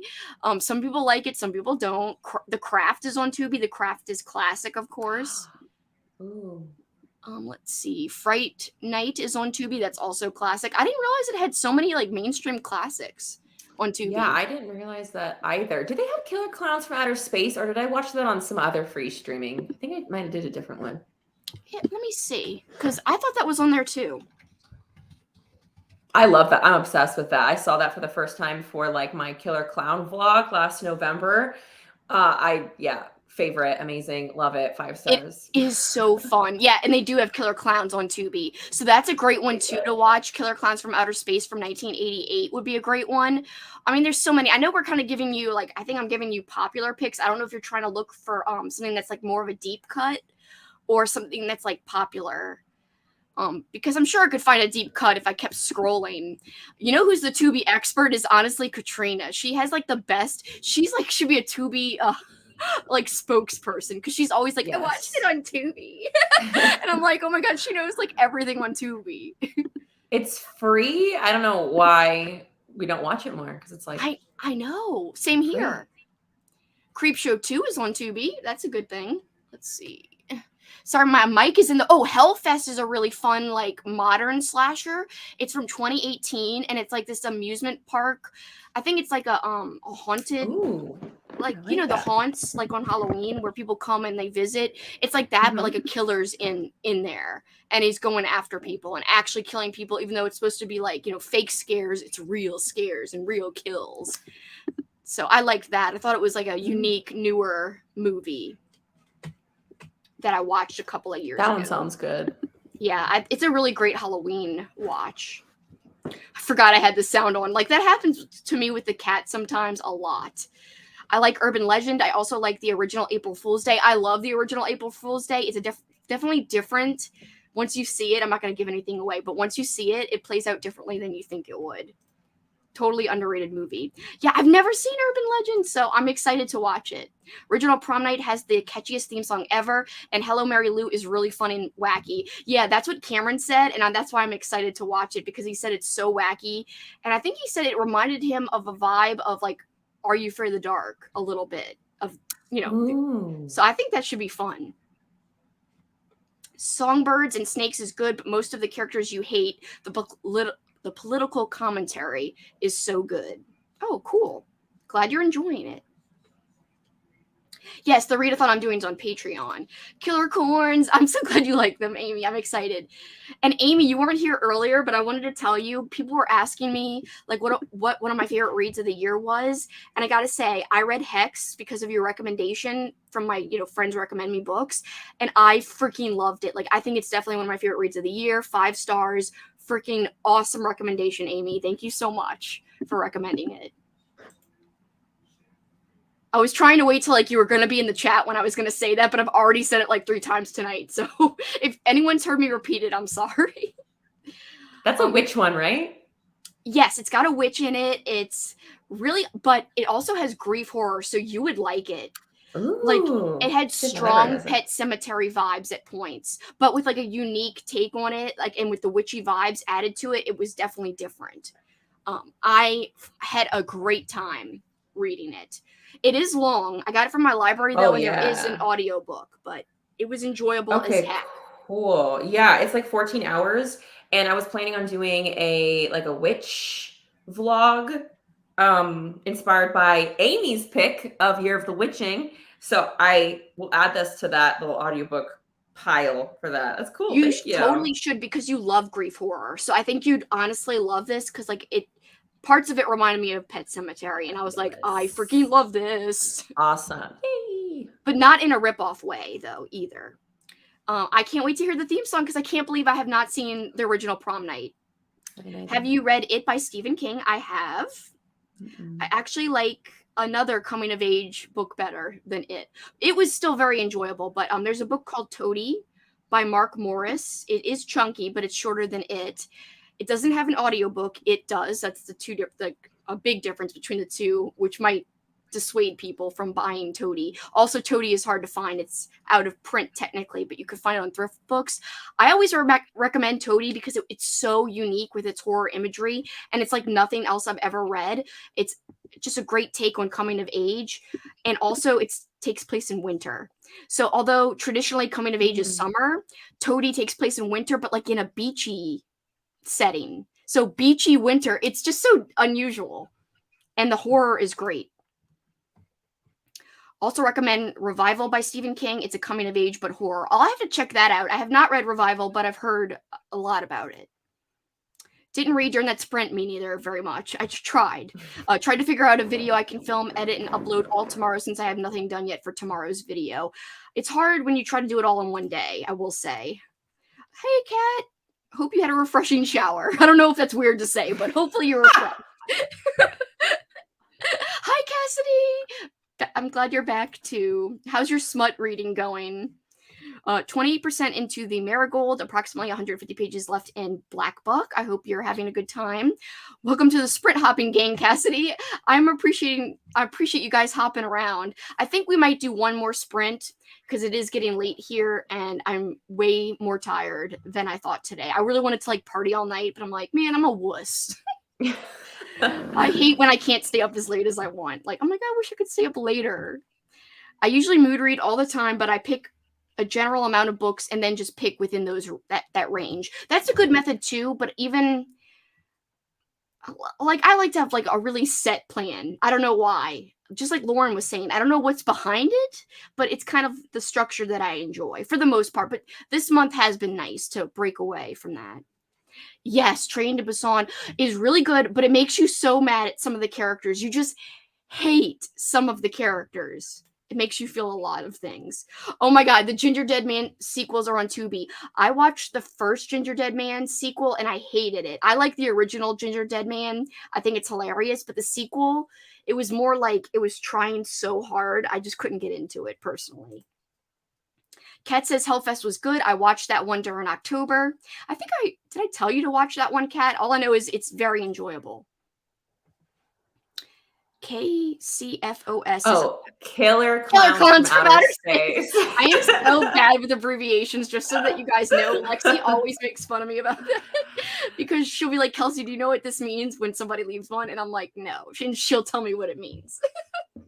Because I never know. The decoding, that was tough though. I had to think about that one. Yes, I do look at it as a comedy too. Also, kind of just like a campy, fun B movie with some scares. But I do think of it more of like a campy movie. Because I love like a carnival setting, and they have from Me Spirit too. Halloween. They just released these gigantic ass like cotton candy things you could purchase. I mean, they're like hundreds of dollars. I obviously wouldn't get it, but I want one because they're just so iconic. I have to look it up. Oh my God. It's like the little face. You see the indent of a little face in it.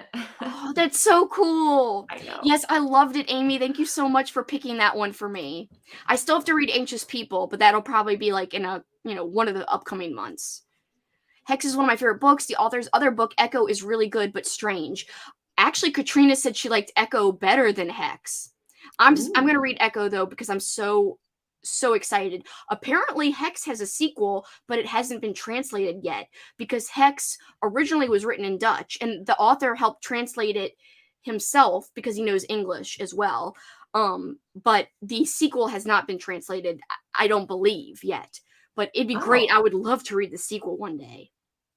I didn't know it was translated. And also, I mean, I know you haven't read it yet, Lauren, but apparently the ending to the English version is completely different from the original Dutch version. Like, he rewrote it. He took the opportunity when he that?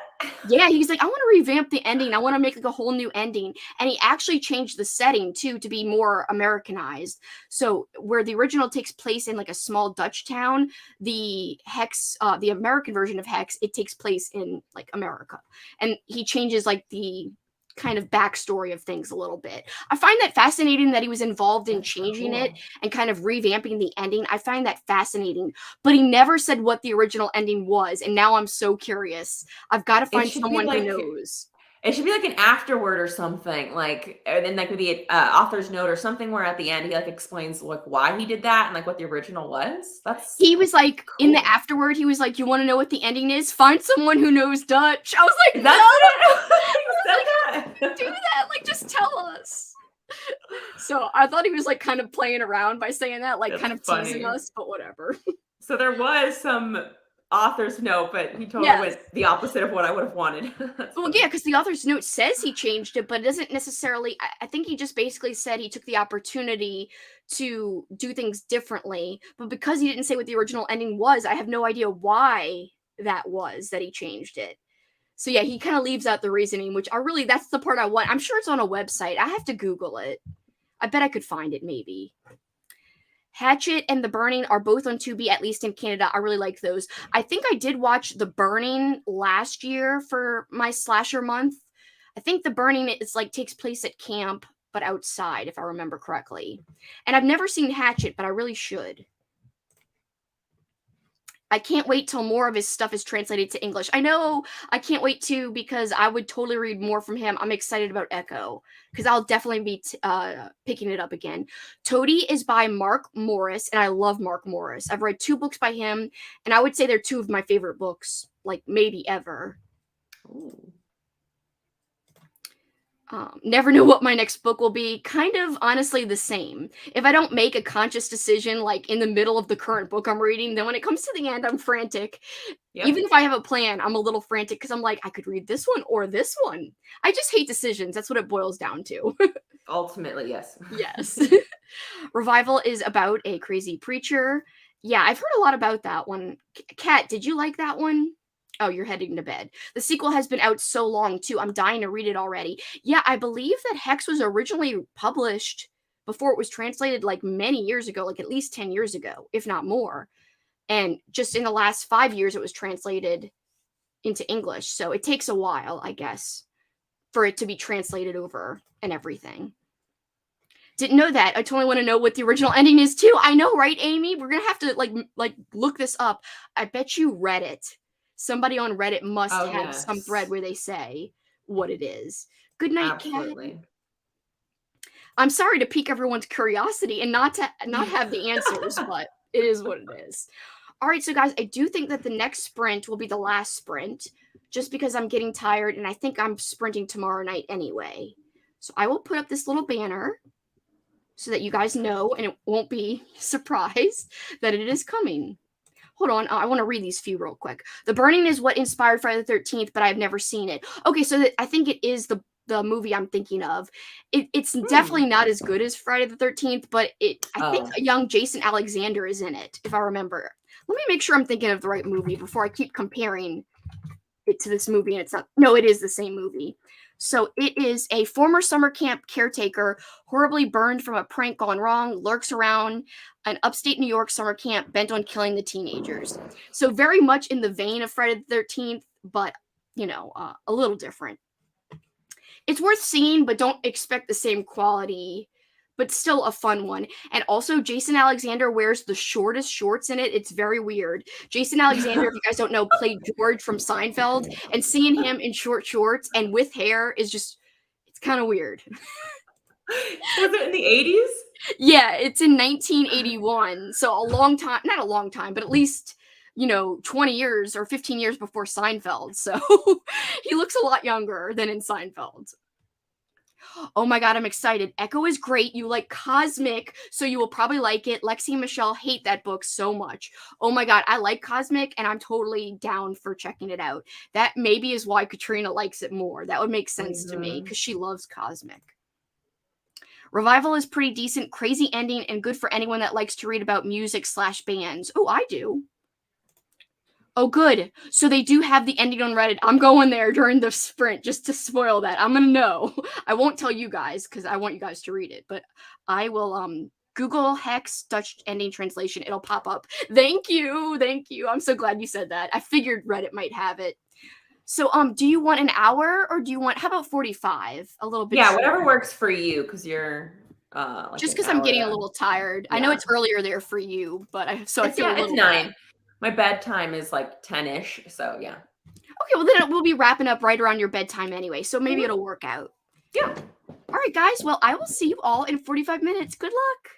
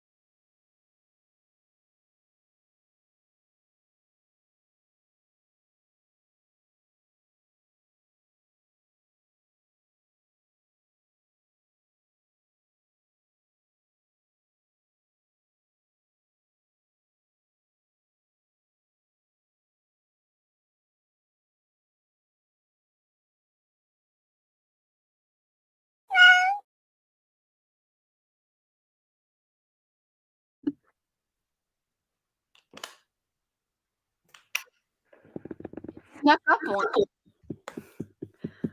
Even though I knew he was coming up. How'd you do? I got to page 90. Ooh, good. That's a lot of progress. Yeah, it's really easy to read. It feels like a little bit like a setup. So hopefully something like interesting happens. I still don't like Rebel. Oh God, I know. I'm curious to know, do we find out anything? All they've said is that there's a certain place where Laura Lynn is. It's like within the family. So do we find out eventually what happens to her? Okay. We do, yes. We find out a lot of things. Okay. As the story goes. Yes, I cannot wait to see what you think at the end. I'm so distressed. Like, this is a book where I feel like, because sometimes in horror books, it's so easy to just go into like the violence and the graphic nature of things. It's like, it's easier for you to feel less of an emotional connection. You feel like visceral stuff, but not like emotions. Right. And so this kind of book, I think, takes a lot of bravery to read because you really start to care. And then that means, something bad's going to happen and you're going to be like heartbroken. So I'm like so protective, I guess, already of that Michael character. So hopefully everything works out and he's not like secretly a really bad person, even though he's done some bad things, I guess. Yeah, it's like the characters in that book, I think it's what makes the book, because it's more about that than like the violence or the horror or anything like that. So like you said, it's kind of cool because it's a different level of investment for you as the reader, as opposed to some other, like, I'm reading right now Ghost Train. I just started Ghost Train by Stephen Laws. That is more about like, cheesy, fun, kind of like Killer Clowns from Outer Space, but in book form type of deal. Not saying that it's all hilarious, like there's some seriousness in it, but it's not like a book like Brother, which really you become connected to the characters. You don't just go along for the ride of the violence or whatever. Yes, it's not an easy ride. It's not an easy read. It gives me kind of thrillery vibes because you feel like captivated and there's an emotional roller coaster, which I think makes it really unique. I do think there's some thriller vibes in that book. I feel like it does lean to like a thriller side of things versus just pure horror, because there is like things that develop that feel like a thriller, like you're reading the thriller. So I kind of agree with that. Okay, cool. Because I already feel thrilled, I guess. I don't know. I feel so sad because I just feel like the environment is so crappy and the character, like, it feels very Stockholm syndrome. Yes. And he feels like stuck, obviously, too, a little bit. So it's like he wants to leave deep down, but like he also feels like he can't for certain reasons. So I don't know. You feel for him so bad. You're like, what would I do? I don't know. Yes. And I think all of them are kind of stuck because of other people. Like Rebel wanted like Laura Lynn, or like Laura, like, I don't know, Laura Lynn, it was really invested in like Michael, but then like Rebel was really trying to protect and keep Laura Lynn there. And then Michael, it's just like this whole, like, it just seems so like toxic and codependent and weird and ugh. It's a weird family. Yes, super weird. Like, that's an understatement for sure. It's like, oh, yeah. I wish I could go back and read it for the first time again, because it was crazy. It was powerful. I liked it a lot. Brain clean. I know. I feel like that about movies all the time. Like, I wish I could go back and see, like, all of my favorite movies for the first time. Like, that first time, it was like, some movies I've saw so long ago, I don't even remember the first time. So it'd be nice to actually be able to recall, like, the first time watching something that's, like, great. Yes, I'm so happy that I finally like pushed myself to start the book, because I think this late in a month where I've read quite a bit for me, it was kind of hard for me to like begin the book. And so finally I'm happy that I was able to do that. I'm at that point right now, though. So, like, I just started the Ghost Train book. I'm 10% in, but, like, I keep having to rewind. Like, I rewound so many times I can't even tell you, because my mind drifted away. And it's actually really well written for a vintage book.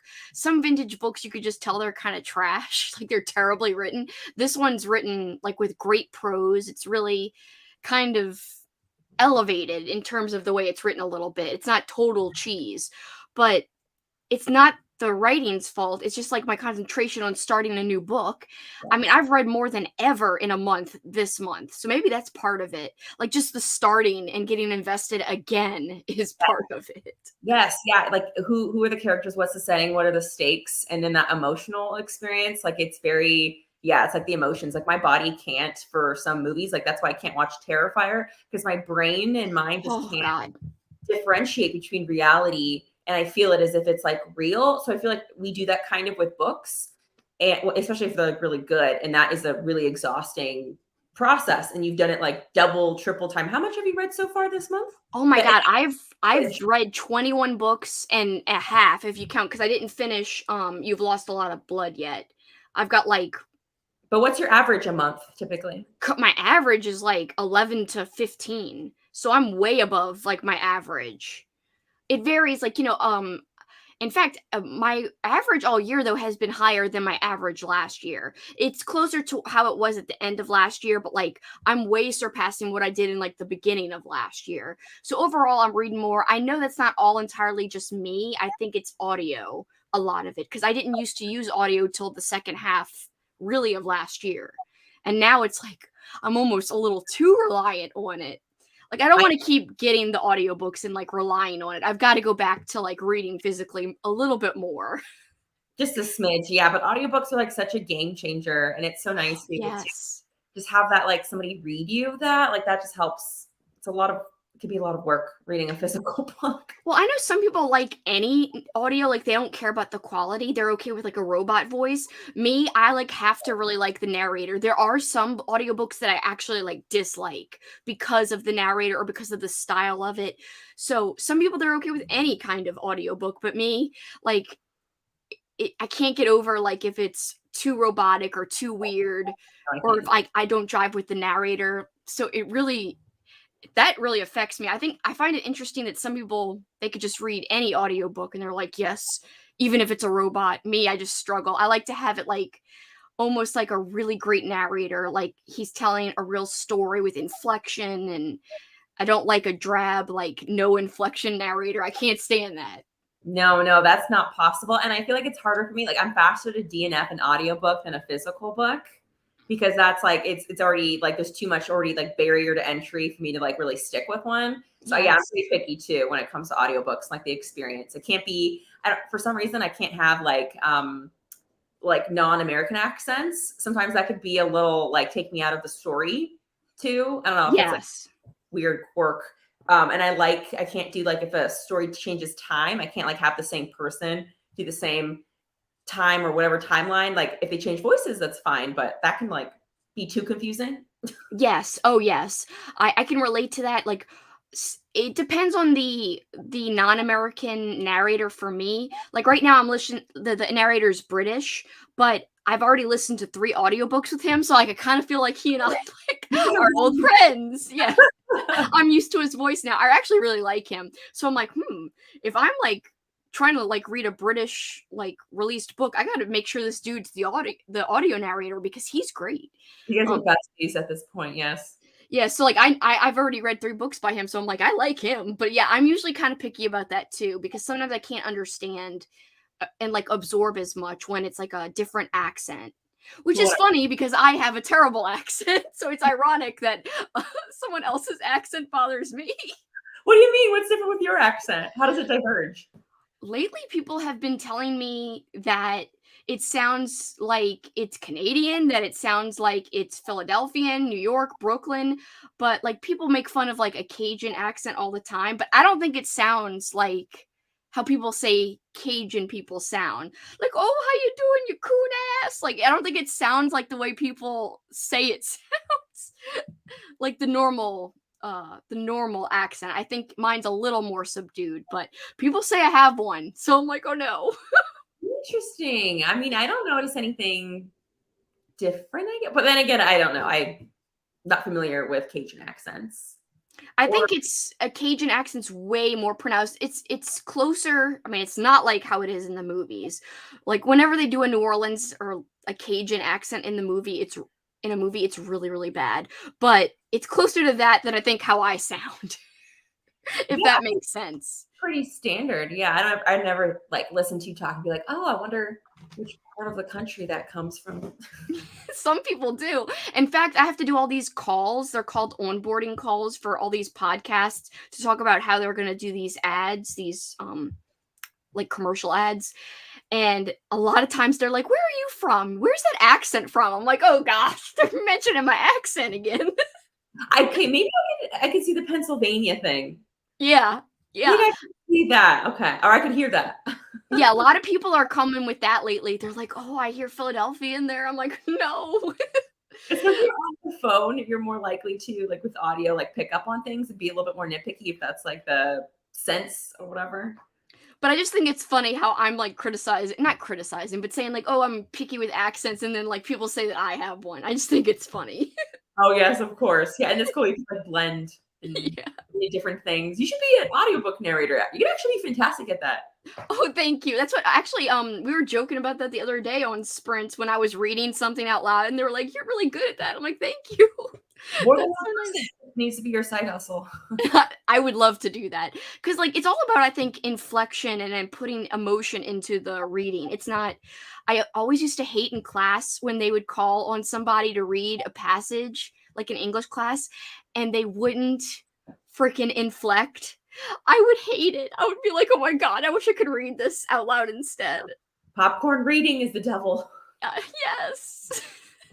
I didn't read this sprint. I am watching the movie Brightburn. Ooh, I've heard that's good. It is a horror movie. What if Superman was evil? Yeah, that's what I thought that was. I remember the poster of that one, like the movie poster. Did you read the Dutch ending? No spoilers, just curious. Yes, I did. And it was closer than I thought to the original, I'm sorry, not the original. The Dutch ending, which is the original ending, was closer than I thought to the American version. He made it sound like it was so different, but what I read on Reddit was closer to the American version. A few differences, but honestly, not too much. Okay, but yeah, so you have a preference between the two? Like they're basically identical? I still think that the American version I prefer because I think it was a little more in depth from what I heard.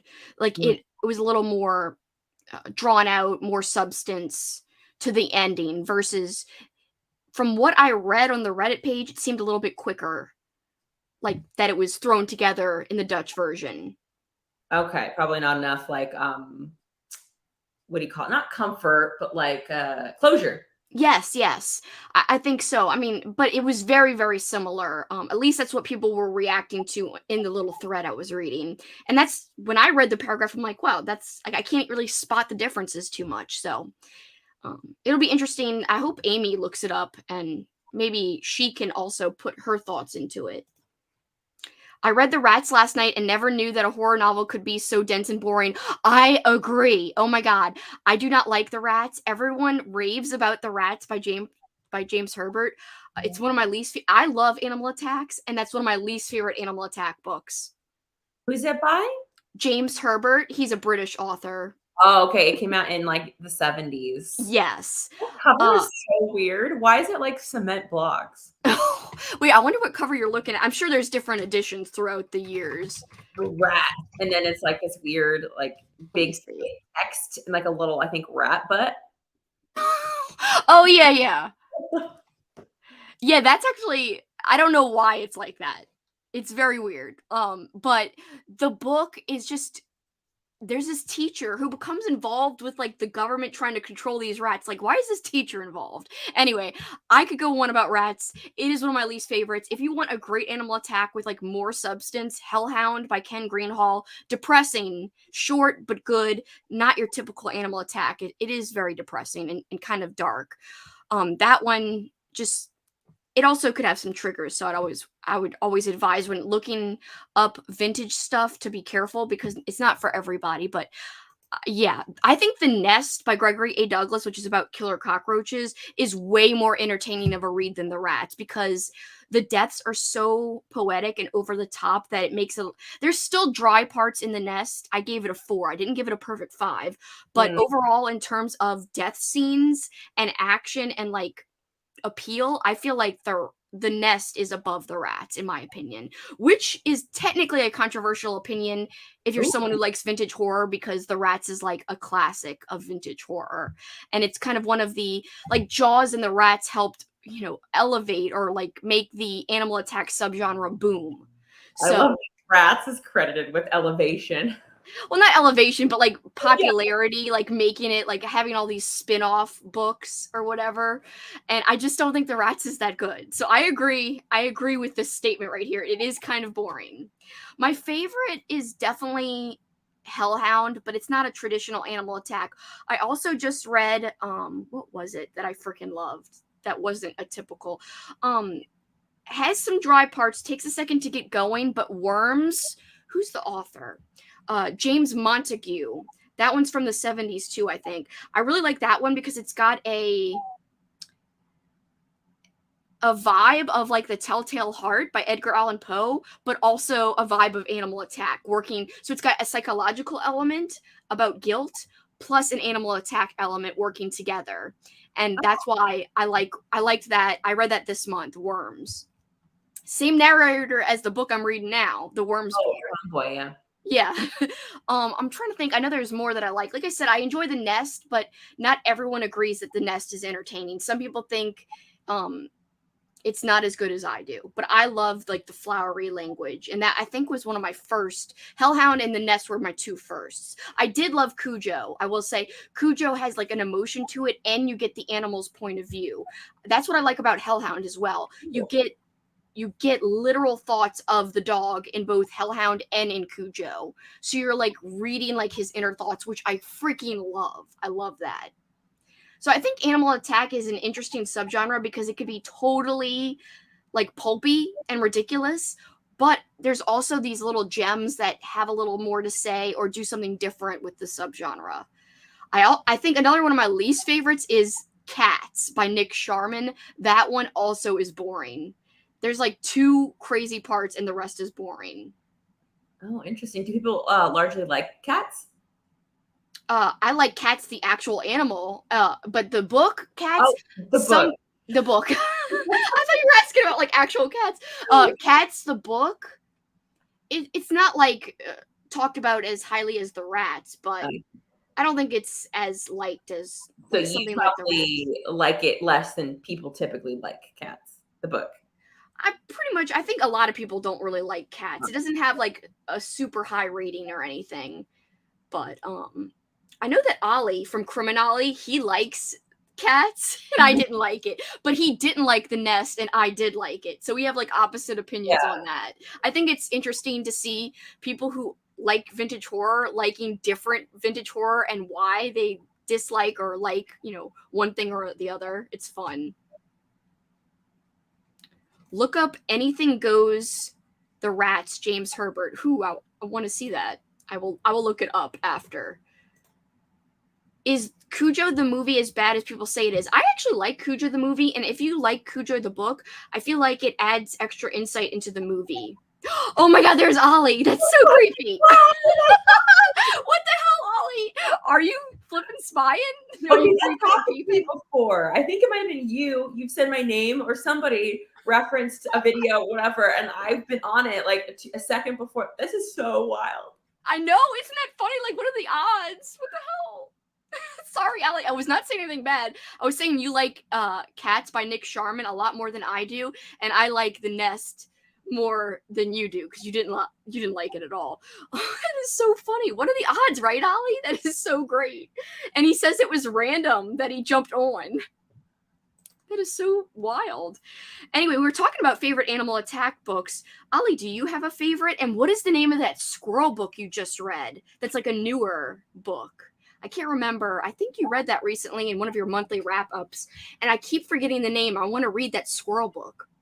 Oh, did you talk about it recently on his channel? He did, yeah. Okay, that's why I think I have the image in my head. It might have been like, yeah. Yeah, I think because like that's not typical for a book to include like a squirrel. So I think that no. We can pause for a second.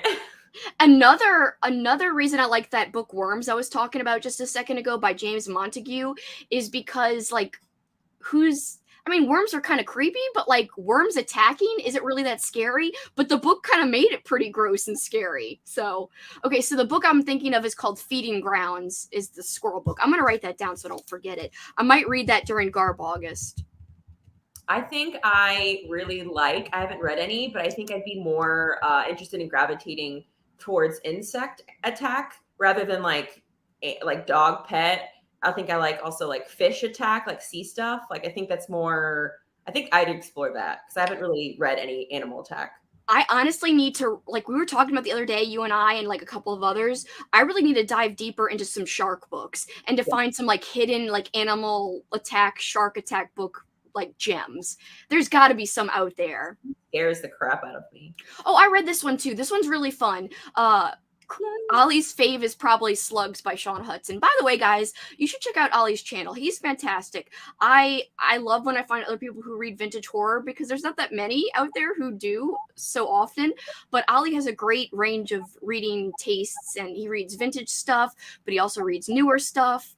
Including, he was somebody who recommended me a newer horror book, Razorblade Tears, that I actually really, really enjoyed this year. So that was Ollie's rec to me, was Razorblade Tears. It was very enjoyable. So I like that title.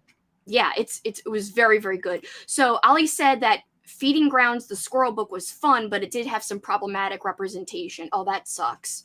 I still might give it a go just to see like what it's all about. But yeah, Slugs is pretty fun. It's wild. It's got some gross scenes. Especially there's a scene at this restaurant with stuff like, it's not just about slugs. Like there's a scene with like worms, but like very small worms. Anyway, it's totally gross. But yeah, so I think insect stuff is probably easier because you don't have to, it's hard for people sometimes to read like books about dogs and things. More like I get more grossed out by insects, and then I get more scared with like sea animals because like I have a fear thing. So it's more like, I think it'd be more, I guess, effective as horror. See, and the reason I read them is to like have fun and laugh. Like those are some of my favorite types of books that are almost like campy B-movie, but in book form type of reads. I love Animal Attack for some reason. Not everyone does. In fact, I found out that was one of my prompts for Old School April was to read an Animal Attack, and that's the one that most people seem to have the hardest time filling that prompt. Oh. A lot of people, I heard like in a lot of vlogs, people say, I don't usually like Animal Attack, or that's not my main jam, you know, but they gave it a try. So I do think that there's a middle grade book by Paul Zindel called Rats that I actually like more than the adult Rats, which I think is really weird. For a middle grade book, it's very bloody, which I liked. Yeah, Animal Attack for like middle grade. I didn't think that existed, but it's technically, I think, maybe like verging on the edge of YA, like teetering between middle grade and YA. But it definitely, when you look at it, the text is huge. And I believe when I first heard about it on Cameron's channel, Library Macabre, and he said it was a middle grade book. And he works on like a library, a bookmobile. So, I mean, I trust him to know whether or not like where it fits. But I looked up another book by the author and it was technically YA, and I thought it was middle grade at first, but it's technically YA. It was about bats. So he's written an Animal Attack for younger people about rats and about bats, and I had fun with both. Wait, what's the author's name? Paul Zindel. Okay. Zindel. So the rats book was fun. I liked that better than the bats one. There was like an annoying kid character for a little while, but like the gory scenes were so great. Like I was like, oh my god, how is this a kid's book or like a middle grade book? What the hell? Pushing boundaries. Yes, brainworms. That was what was happening in the scene in the restaurant with slugs. Oh god, it was so scary and gross. What is the best underrated Stephen King book? Oh my gosh, I don't know. Can we call any of his books underrated at this point? I'm trying to think. I know that my friend Kat and I both really liked, what is it freaking called? The Dark we watched the movie and we read the book, The Dark Half. I think The Dark Half's kind of underrated, and I enjoyed that one. Oh, Dolores Claiborne, Ollie is shouting out. Dolores Claiborne, the movie is great. I have not read the book yet. that is connected to Gerald's game, like in the same universe. Like it takes place over the same. There's like an eclipse in both books, and it's the same eclipse, which I think is cool. How it's like connected like that. I'm trying to think. Kat and I read King for like an entire year, but we read a lot of his popular stuff because I had not read the popular stuff like It, like Pet Sematary. I already had read The Shining, and so did Kat, so we both reread that. I had already read The Stand. I think that's kind of popular. I would say The Dark Half is kind of underrated. Not a lot of people talk about that one. The Langoliers is fun, and if you like audio, oh my god, the audiobook is so hilarious. Let me see. Why am I blanking on the guy's name who narrated it? Langoliers audiobook. I want to tell you who narrates it because it made it worth it so much. Willem Dafoe. Yes, I couldn't remember for some reason. He does all the characters, including like a little girl, and including like a teenage young adult woman, and it's great. He has some range. He really does. He's just so fun. He's such a great actor. Love Dolores Claiborne, the movie. Need to read the book. I need to read the book too. Also, I love the movie The Green Mile, but I've never read the book. Originally, it was published like, in bits, but of course it's available as a book too. Who is the author that scared me the most? It's like a little Q&A. It is. Lauren, do you have an answer for that? Who's the author that scared me the most? I don't know. I don't think I like get scared when I read books. I mean, I think like extreme horror, like there's like authors that like gross me out. I don't know if I've ever gotten like scared. I don't know. I get mostly scared from movies. Like, I don't know. Same. Like a movie, like if a movie and a book were about the same topic, I would have a harder time watching the movie than reading the book. Yeah. You just have more control over the reading experience. I don't know. Horror is so interesting because it's like there's no like, I don't know. I guess maybe like Anya Allborn is doing a really good job of making me afraid of what could happen to these characters, but I don't know. I think it's hard. I don't think I get fearful when I read books. I've felt more anger. That's been the more prominent emotion that I've felt. Probably the most, I guess, impactful emotion I've ever felt while reading horror. And you're supposed to feel like angry at the characters. So you're like just so enraged. I felt that more often than I've felt like scared. In fact, I think, what the frick was that book called? There is a book that has scared me, and it's been like basically the only book that scared me. But it's not perfect. There's got some problematic things in it, I think. But what the frick is it called? With that creepy guy in the snow on the cover. And I read it for my book club. In fact, that's how I'll find out what it is. I'll look at my own freaking channel page. How do I not remember what book I'm talking about?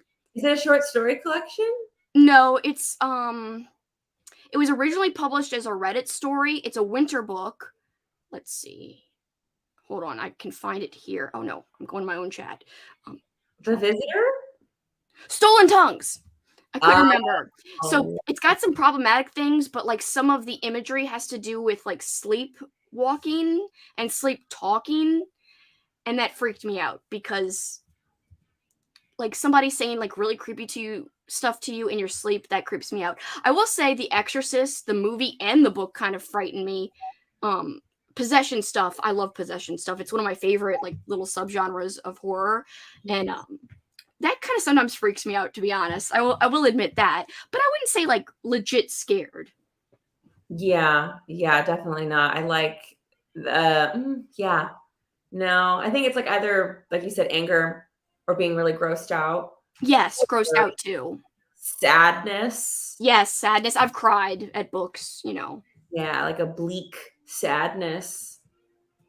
That I think, is the biggest emotion I feel. And that's like so hard for me because it's like you could, when an author does a really good job, like it's so effective and it's just like so visceral, so real. My body can't tell the difference. And I think that's what makes horror so much better of a genre than people give it credit for. I think it's just so much more than people expect who don't usually read it. There's just so many elements that we're confronted with when we're reading horror that make us feel so many different things besides just being scared. I just feel like it's such a great and safe way to experience like things that you might be deeply afraid of, and to really make you think deeply about things. I just think people like look at it and they're like, oh, it's such a trashy genre, and that's all they see is like, you know, what's on the surface. But there's so much more to it than that. There's so much deepness to it, so many things you can explore. Yeah, it's horror to me feels very like cathartic, especially when you have Yeah. authors like Rachel Harrison, who like that's the to me feels like the sole purpose of like working through things and then using horror because like the world is a dark, bleak place. And it's like, but you don't get that replicated. Like you don't escape into horror books to like experience the darkness of the world like it's always around us.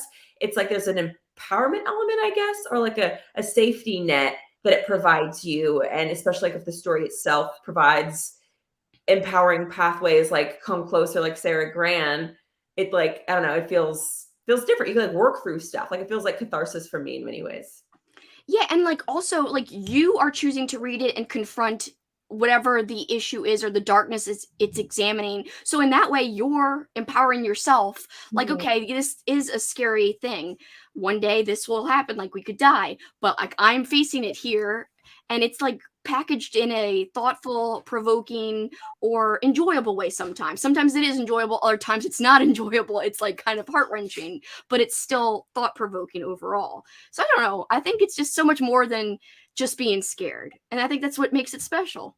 Yeah, I've noticed when I've gotten more into the horror genre this past like year and a half, I've realized it's like the ugly stepchild of like the literary world. It's so sad. Yes. It sucks like when you go, like my library has great like horror selections, but it's just like sandwiched in with like the other fiction. And it's like it sucks that it doesn't have in a lot of bookstores, especially when you start going to used bookstores, they don't even give it its own section. And if they do, it's just Stephen King. So like Yeah. a lot of people, like to them, all horror is Stephen King. And like to me, like yes, Stephen King is great, but that's kind of sad because there's so much more great, compelling work out there. And also, don't get me wrong, it's not all compelling and great. Some of it's fun, like cheesy, great. And there's just so much more out there besides just him. So like when people ask, like, oh, you mean Stephen King? When you ask about horror, I get so mad. Sometimes I'm like, there's more to horror than him. Absolutely. And you just reminded me, like my library also does not have a horror section. They'll have like they have a freaking Western section. So Yes, they've got a Western section and a romance section. yeah, and a mystery. And it's like, is it weird if I go up and be like, hey, I would like a horror section. I will personally curate it. Just tell me where they are. Like, yeah, because like if you're just going to browse, you know how hard it is to just pick up random things if it's just sandwiched in with all the fiction. Like you have no idea. But if there was a section, you could just browse and know that it's all technically, there's like and maybe on five the skirts. fiction. Like with Yeah. books, how am I going to go through all that? Exactly. But luckily, my library did start putting special stickers on the spine. They put like little skull stickers. So that's recent. They didn't have that before. Before there was no telling it apart. I don't know if somebody said something like, I can't tell what is what. Like if you go there knowing what you want to get, that's fine. Yeah. But if you go there trying to browse, then it's a problem without having it marked. Stickers, they don't anymore. So I wish that was a thing. Because then it'd be great to see them. But yeah, I go online, I guess, and find everything and like always have I save. I like my TBR on there. So it's fine. Yeah, just like it'd be fun to kind of just go and see if you could find like some random thing that they would have, but it just makes it harder when it's sandwiched in, you know.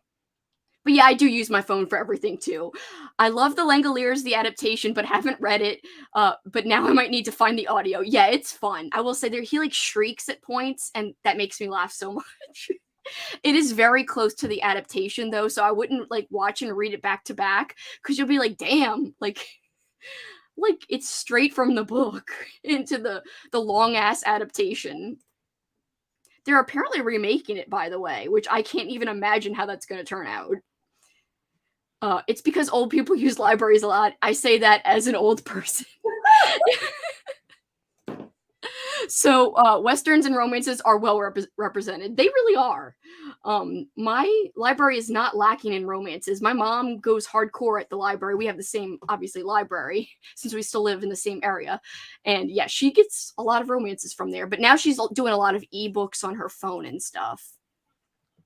My library has sections by age, like adult, young adult. My library only has those stickers on some books. Yeah, I'm sure every horror book, like I passed by a few that didn't have the sticker that I would have considered horror. So not everything is categorized correctly, even with the stickers. So it is what it is. But that was some fun questions, guys. Thanks for those thought-provoking questions about scary books. And I love that. I feel like I didn't have a great answer for what author scared me the most, but I will say parts of Stolen Tongues really is scary, but it's a big hit or miss for a lot of people. And it's not a perfect novel by any means, but I do think some of the imagery is a little creepy if people kind of standing over you while they're sleeping and saying stuff is creepy. Like, it's creepy to me. I don't know. Like, I wouldn't want somebody like in the middle of the night just be like, "Yo, I'm gonna kill you." I'd be like, "Oh my god, stop." And it's like your significant other. I'd be like, "Get out of here. I can't take it." Oh, yeah. I think like maybe fear isn't the emotions that you and I really feel when we read books. Maybe that's the thing. Maybe that's fine. That's totally fine. Yeah, I think that's totally okay if you feel other things. I'm just glad that books can make people feel things, and even if it's not just being scared, Yeah, it still means it's effective. The feelings of, I don't know. It's a lot, but like it feels so important. It feels so real. It feels so like I don't know. Like I couldn't even imagine being able to write something that makes somebody feel something that is so real, as if it's like real life. Like that is just so wild. I could never imagine being able to have that kind of capabilities, like to write that. Yeah, like I am in so much awe of people who could do that. I'm like, whoa, it's so hardcore. I wish I could do that sometimes. It's like awesome. It's a skill that I think only a few really possess. I mean, there's a lot of authors out there, but still, like comparative to the entire world population, it's a pretty honed skill, I would say, to just a few people, like a little bit, a percentage of the entire population. Yeah, like the teeniest. Yeah, one. exactly. Especially because so many people look down on it. Oh my gosh, yeah, that's so sad to realize that, since it's like something that I find so much enjoyment in. What did you read, brother? I read it last June for my slasher readathon because it's actually on slasher lists. And when I read it, I even said like in my June wrap up last year that I didn't consider it a slasher, but it was one of my favorite reads of the month though. Gotcha. Okay, yeah, I read it because I picked it up because I thought it was going to be extreme horror, and I'm kind of glad like it isn't. So I kind of went in with an incorrect impression as well. And then somebody recently on my TBR video mentioned, "Oh no, it's not like extreme horror. It's like very, very different." So then I was able to adjust my expectations. I hate going in with expectations for books.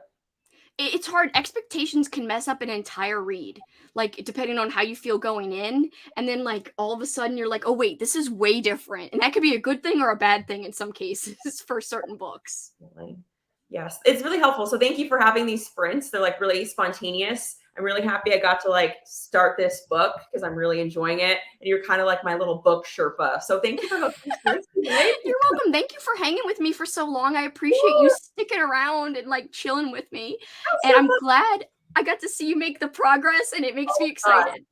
So excited for that. I have a very mellow Friday tomorrow, and you have your Friday off. So I hope you.